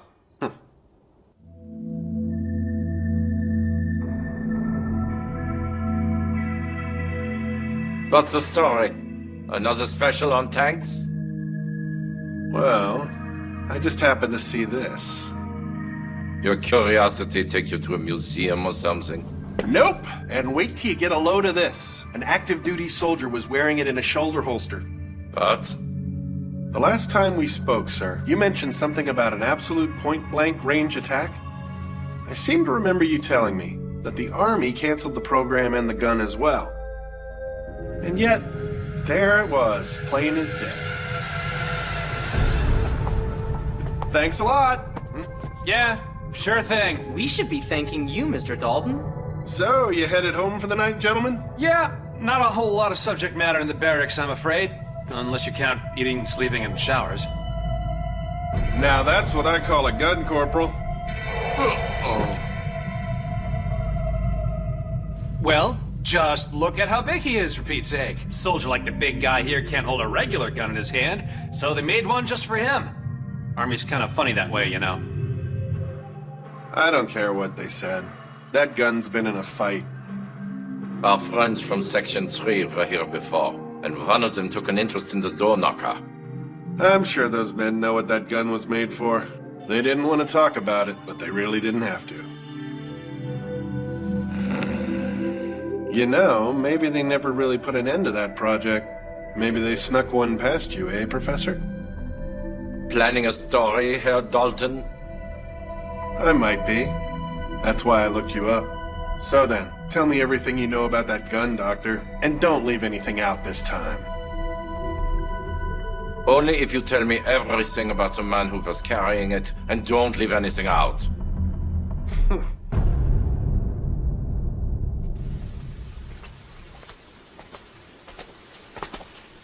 Hey, what's up, big guy? Hey there. Are you okay? You're kind of early today. Is this you in this army picture? Yeah. I knew it! Said it was him! One hell of a good job you're doing there. Anything we can do for you? You just asked for it. The cute little blonde girl says some pretty nice things too, you know? I remember back in the day, I really wanted to make something better of myself, you know? If there were more guys like you in this country, then maybe we'd start getting stuff done around here. Know what I mean, big guy? Good morning, Section 3. Wow, you're early today, Areldo. Did they get my good side, or what? It's so small I can't tell. How do you think people are taking it? Everyone seems to like the work Section 3 is doing. Like who? Like my neighbors. You know that quote the lieutenant made? It was their most favorite. Really? Just imagine the future. It's just a small step, but it's the first step toward war relief for our people. I say so. 2 beers. That's 4 marks, Rick. Just put it on a tab. Don't even think it. The owner wants the money you already owe him. Give me a break, will you? Hey, what are you reading anyway? This tripe. Oh, yeah, I saw it. So what? We've met before, while I was visiting my brother. Yeah? She's a noble, ain't she? Oh, yeah. She's a Malvin, one of the Big 13. The army brass cooked up that war relief BS for the newsies in the first place. She's probably only doing it so she can feel better about being so damn rich anyway. And the guy who wrote that crap is probably on the army's payroll. Maybe. But I've got an idea. Yeah? What's that? I think I've found a practical use for my brother's manuscript. Not that thing. Why even bother? I don't know what you're driving at, Cecil.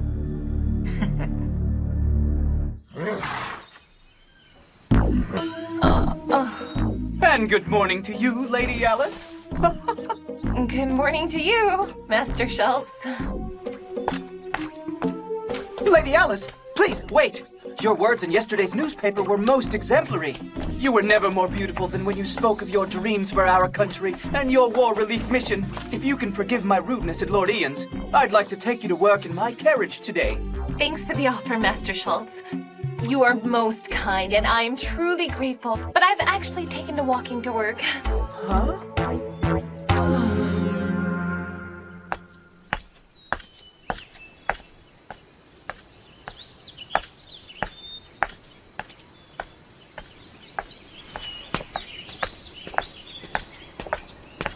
Begging your pardon, but are you Lieutenant Malvin from Army Intelligence? Yes. We've seen each other at the cemetery a couple of times. Oh, that's right. How are you today? I had a feeling that was your picture in the paper. Not a sound. I require your presence for the day, Lieutenant. That's a pretty violent invitation, don't you think?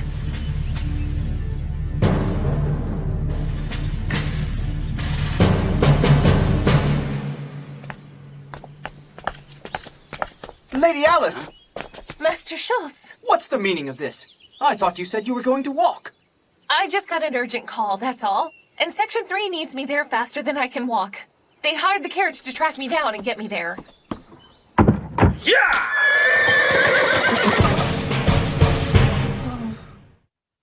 That's great! And this is just some of it. These people are really counting on you. Well, Looks like we could use more publicity then. But, this looks like criticism. A militaristic charade. Guess they've got a point. It goes along with the territory.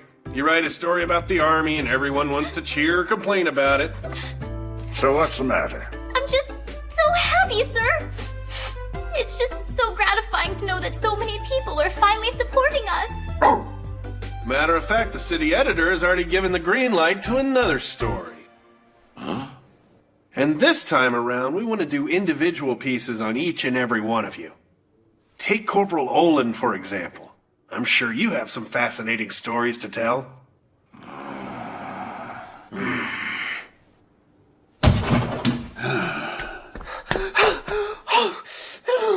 Hang on! I remember that guy! Oh, right. Her self-proclaimed fiancé. That can't be right. I am not self-proclaimed! The Lady Alice Malvin will be mine! Say it, don't spray it. What seems to be the problem, young man? Did you send Lady Alice on some sort of mission today? Course not. I knew it! I thought that was strange. Did something happen to her? Some strange people. Do you suppose that was a kidnapping?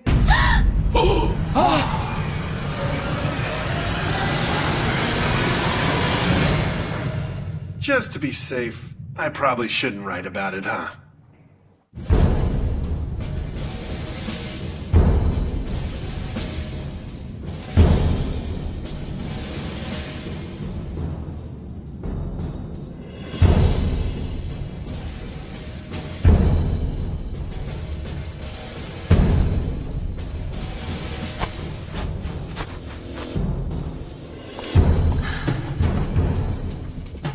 Look, I'm sorry I had to point a gun at you to get you to come with me. One other thing. Why did you come without a fight? You could have raised a scene with that nobleman if you wanted to. Because I wanted to know what you people want from me. Yeah? Even if the answer gets you killed? I just don't believe you people are cold-blooded killers. You want to test that, Bright Eyes? Stop it. Huh? We didn't bring her here for that, and you know it. Oh, come on. She's a noble and an Imperial soldier.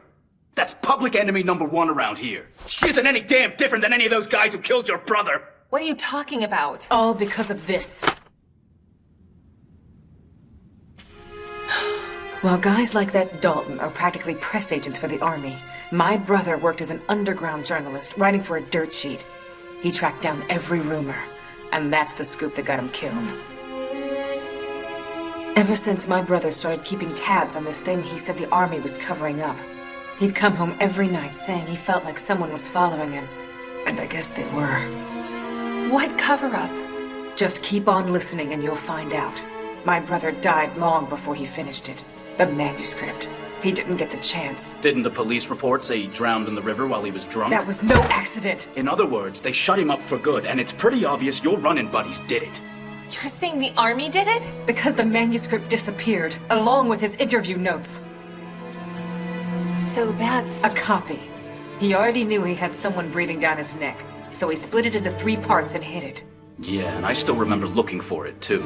So you want to publish the story, then? That's what he wanted. A story isn't complete until it reaches the audience it was intended for. And you're gonna use me? Yes. So...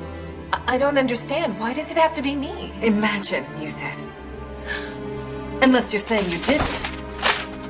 I have a pretty vivid imagination myself, and it says expose the corruption and filth in this country, wherever it is, including those flowery speeches of yours. I know it's nothing but talk, but changing the way things are requires a few high-minded ideals.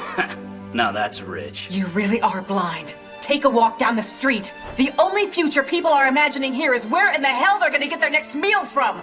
You wanna put a smile on my face? Find a way to get people off the streets and feed them while you're at it. And the only way that's going to happen is if we change the government that ripped the guts out of our town. Painting over the dirt isn't gonna do a damn thing. Take a look at this. This document has the power to change the government from the inside out.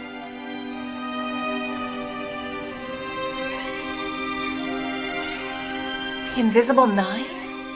Oh, did that surprise you a little? I'm not surprised she doesn't know about it. Otherwise, she couldn't run around selling all that sunshine, could she?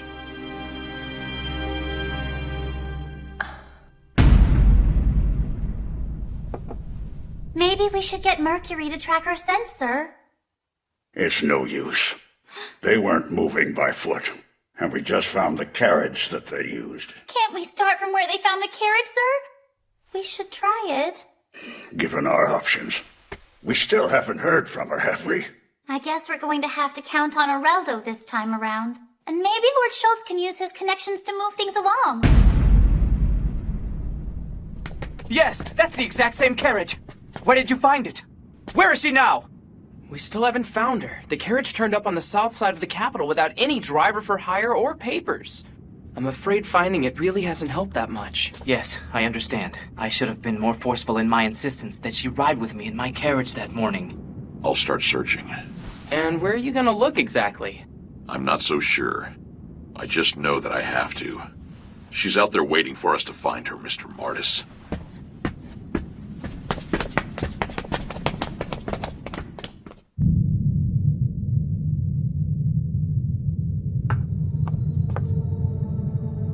I never thought you'd grace this mess without bringing a couple of goons with you.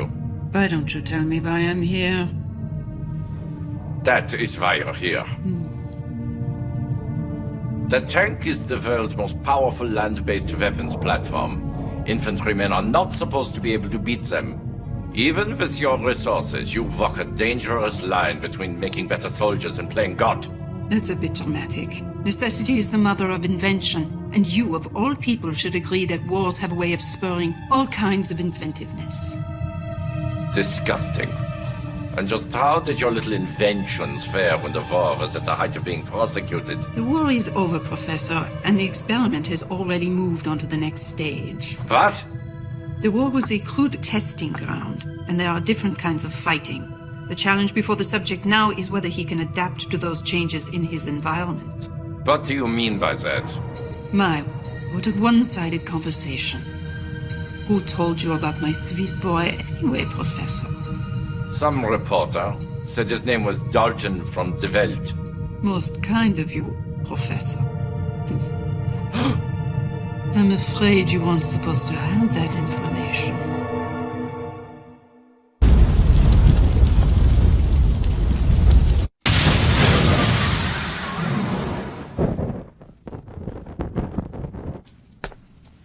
Hey, you're supposed to keep an eye on the door. I'm starving, man. Tough, there's no food here.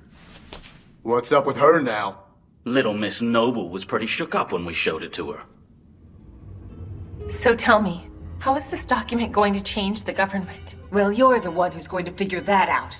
Use that imagination. People like us can't do anything with it. We'd wind up face down in a river. You might have to get your hands dirty to really pull off your war relief mission. Getting this information to the people is the only thing that'll make the government want to change their ways and stop killing people for their secrets. So are you going to help us, or not? We might be able to use it without having it printed. Just tell the army we know about their super soldier program. Then they wise up and start giving us a little respect. No, it's not gonna do us any good if we don't get the manuscript published. Would it do you any good afterwards if no one believes it? You're just another stinking bureaucrat, aren't you? All talk and no action! You and your pumpkin scissors are just magnifying the war damage, giving people dreams they can't feed themselves with! Stop patronizing us! For the love of God, will you stop moaning and complaining about your stomach for once in your life? If you want to change something, then get off your backside and do something! That manuscript isn't going to change anything unless you do it yourself! Shut up! I'm sorry your brother was killed for doing what he believed in. I come from a close family myself, but if you really want to honor his memory, then maybe you should stop using his work as an excuse to keep on feeling sorry for yourself! You better shut your mouth! You're part of the cover-up, aren't you? You're just another soldier who's trying to keep the public from finding out the real truth, aren't you? Knock it off. Good God, I can't even stand to look at her anymore! You think she's really afraid of you shooting her? Of course not. That's why Rick and I did a little investigating of our own.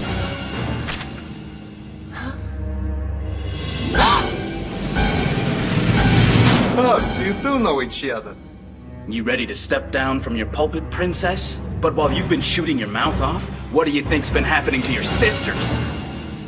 Let your imagination chew on that.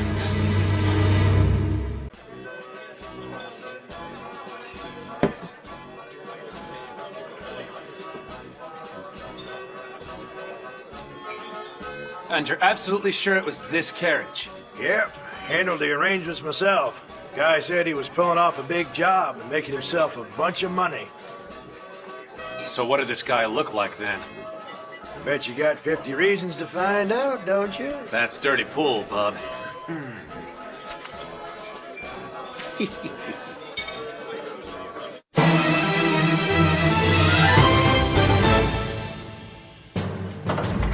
How's it going today? Oh, it's you. We're kind of busy today. Then Lieutenant Malvin is still... No comment. And I'm not giving any interviews either. Go on, hit the bricks. Consider it done, sir. I'm gone. Oh, I just remembered this. You heard the news that Professor Cortu, the father of the tank, passed away, right?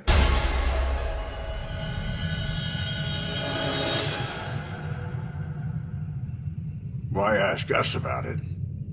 I heard you paid the professor a visit recently, that's all. How do you know the professor? He died right after I paid him a visit for the first time in over a year. I had a bad feeling, you know. A bad feeling? Has the corporal made it in this morning? He went looking for Alice. He's really worried about her. Oh, I see. The reason I went to see the professor was that handgun he was carrying. Fine, come on in. Thank you very much. Mr. Dalton, I had my own doubts when the corporal first joined the unit.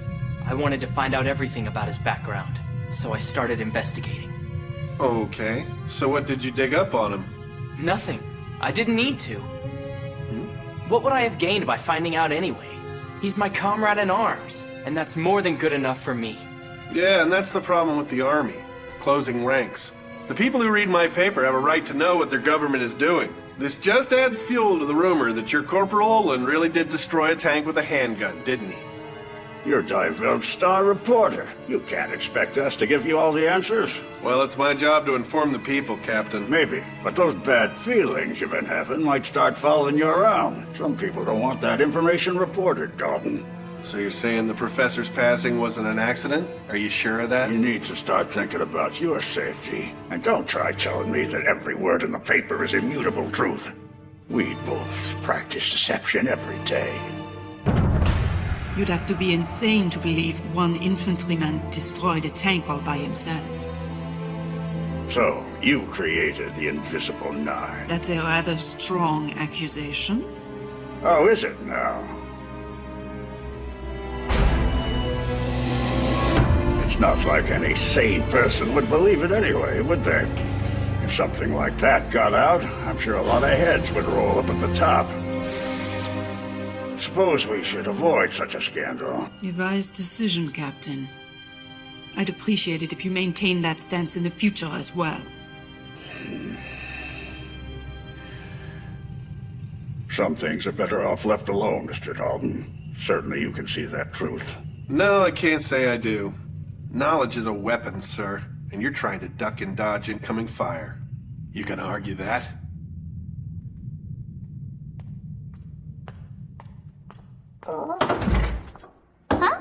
Huh? Miss Alice! Lieutenant! I'm sorry for the trouble. Just happy to have you back. What happened? Well, it looks like I've worn out my welcome. Pardon me. I was kidnapped by a group of rank amateurs. They want to use our newfound influence with the media to publish a story. About what? Apparently, the Army had a secret program called the Invisible Nine. What's going on here? This is ridiculous.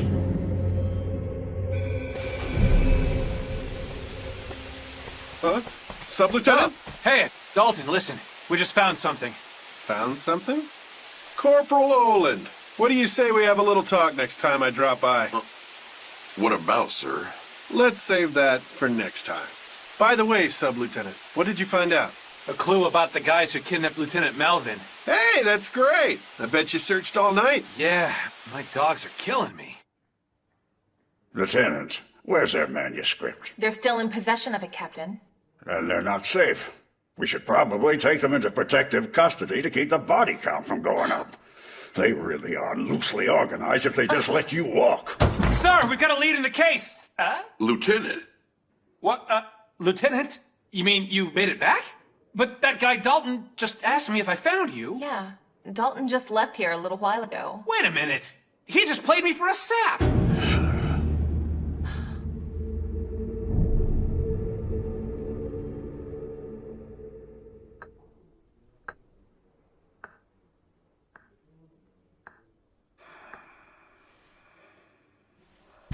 Huh?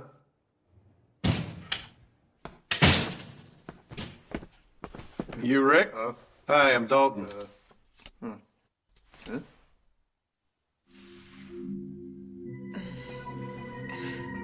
You know, I actually started the day following Lieutenant Melvin's kidnapping, and what a surprise! Hey, wouldn't you know it? Another scoop I was following landed right in my lap. What scoop? The Invisible Nine. Look, Rick and I already discussed this. We don't have to rely on some noble like her. This guy works for the biggest paper in town. Give him that story and it's front page news. You can finally make that happen. On top of that, the guy says he'll buy it from us at a good price. We can kill that bar tab. We can get anything we want now. Wouldn't that make your brother happy too? Talk to me, what's wrong? How can we be sure he's going to run the story? Come on, he's from the biggest paper in town, you know? Not happening. My brother didn't trust the mainstream press. He didn't want to be a press agent for the government. That's why we're taking this to Section 3. You're gonna use that army unit? Didn't you just say you didn't want to deal with them? And all I want is to put your brother's manuscript to good use and get out the truth. Get out. I'm not selling it. Did you really have to go and do it like that? Just cut the check and take a hike. And you'll never see us again, all right? Line your cat box with it for all I care.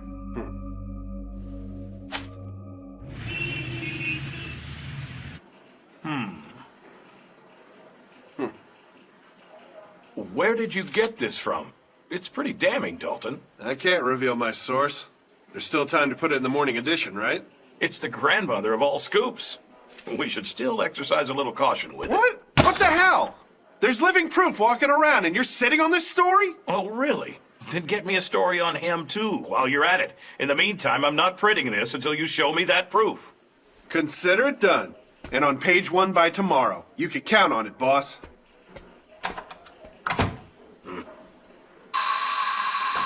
Yes, you rang, sir? There's a certain place I need you to contact immediately. And tell them it's urgent.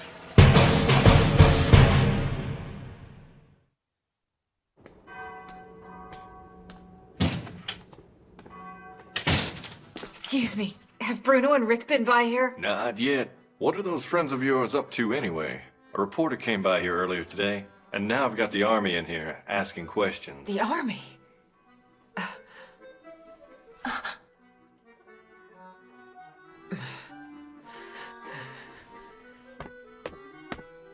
Did you send that guy here? What's wrong? She's hurt. We need to get you to a doctor.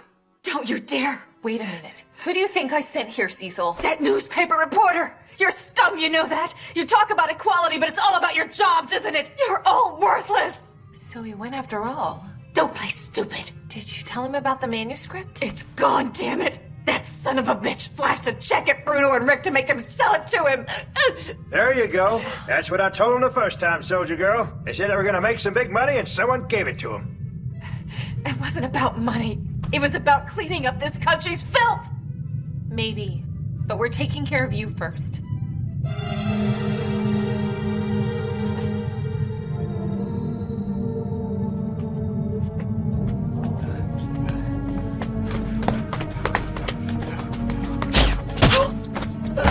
Rick! Are you okay? Hey! Rick!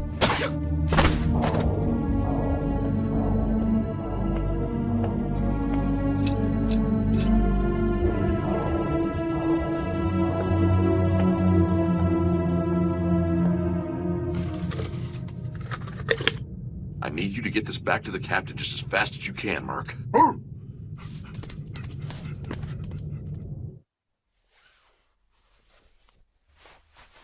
Okay, that should do it. Rick and Bruno were actually my big brother's best friends back in the day. I never expected two guys so close to my family to do something like that. You said it yourself when you had me captive. Give us food right now and get us off the street. Your two buddies just put it into practice at your expense. Is Mercury on his way? Yes, ma'am. We've got to catch up with Dalton, no matter what it takes. What's that smile for? I really do understand where you're coming from, you know? What do you mean by that? Your feelings get hurt when you see people suffering on the streets. We've got that in common. You might have wanted to use Section 3 against the Army, but to me, those were the feelings of someone who feels the same about war relief as I do. It made me happy. You're not gonna make me change my mind no matter what you say. Say what you want, but I know it's killing you to see your friends and family like that, and you'd do anything to change it if you could. His story isn't the only thing you're fighting for. And you thought Section 3 could help you out. How can a noble understand what we're going through? I don't pretend to, but I can imagine it. I don't believe this. I really don't have a choice but to count on you. I still don't like the Army. We're getting that manuscript. Count on me for that. I'm really sorry about those pictures of your sisters that Rick took. It was one man's means to an end. Don't worry about it. Hey, Cecil! Huh? That guy from the newspaper found his way back to the bar.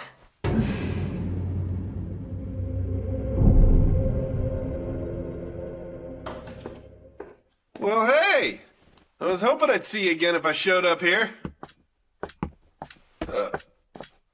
I was thinking the same thing myself.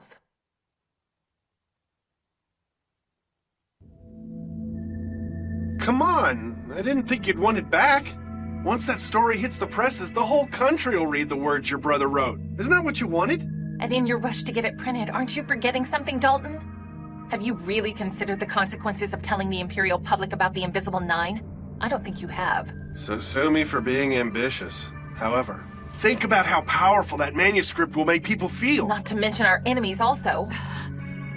Distasteful as it is, the Army fed the press misinformation during the war to gain a strategic advantage. I know, how can I forget about it? Printing that story will only force the Invisible Nine to stay invisible. And who'll end up paying the price for that? The people you want to inform. And they'll start clamoring over each other like rats once they lose what's left of their faith. Didn't we already get tired of living that way during the war, Dalton? The people will need to know about it one of these days. They're just not ready for it today. Before then, the consequences would just be too big to handle. Oh, you look ready to handle them to me. What's that? I've got about 7 feet worth of proof right here. Holland, take her and get out of here! Right, miss. Come with me.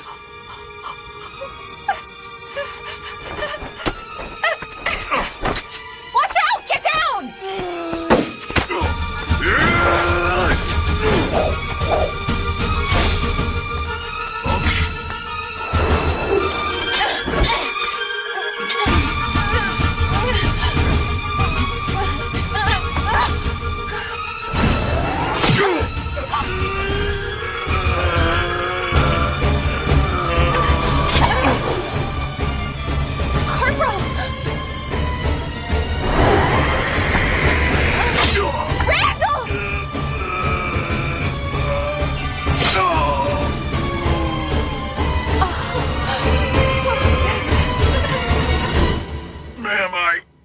Get her away from here now!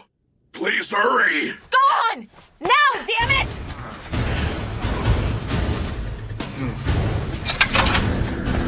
Is that...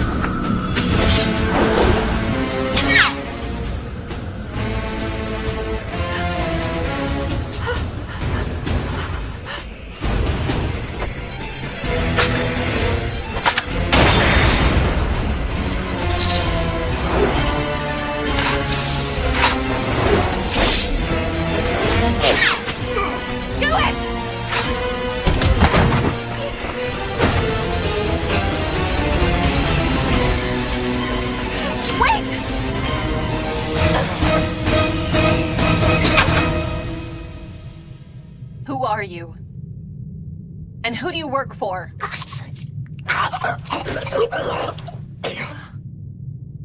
But why? To keep quiet. During the war, spies had their molars replaced with poison crowns so they couldn't... Corporal! You need help! I'll be okay, Lieutenant. Go ahead and get that manuscript. We're still in danger of losing that restored future you were talking about. Am I right?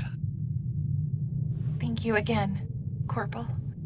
Let's get to the paper. Come on. Captain! We came as soon as I read your message, but it looks like we're too late. What do you mean? Disappeared? What do you mean it just disappeared? I'm truly sorry, young lady. I am. Honestly speaking, we just got word about Dalton being murdered, so things are more than a little bit chaotic around here right now. Liar! You and the Army are in on this, aren't you? You're going to make sure his story doesn't get printed! I bet you were part of the plot to kill that reporter too, weren't you? Cecil, take it easy. Start looking for it. It has to be around here somewhere. Miss, we've looked for it dozens of times, but how can I put this? We weren't putting a lot of stock in it anyway. My brother put his life on the line to find out the truth. The Army was experimenting on people and turning them into walking machines of death. Please, that story just has to be here. Say something!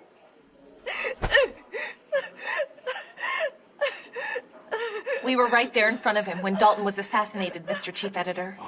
And you know what that means. There are plenty of people who are willing to kill to keep those secrets buried for good.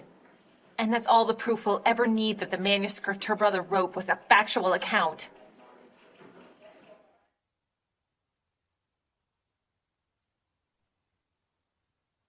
Let's have a drink and celebrate the safe return of the princess.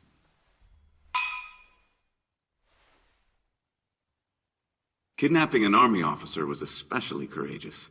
It's honestly enough to make me wonder if these people are regaining their collective backbone.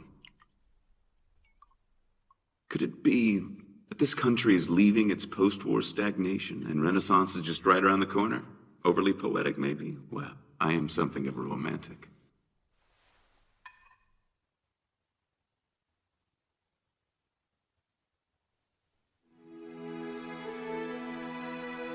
Here you go. We lost, didn't we, Alice? About those men, sir. Their bodies just turned up. Bruno and Rick, too. I'm sorry, ma'am.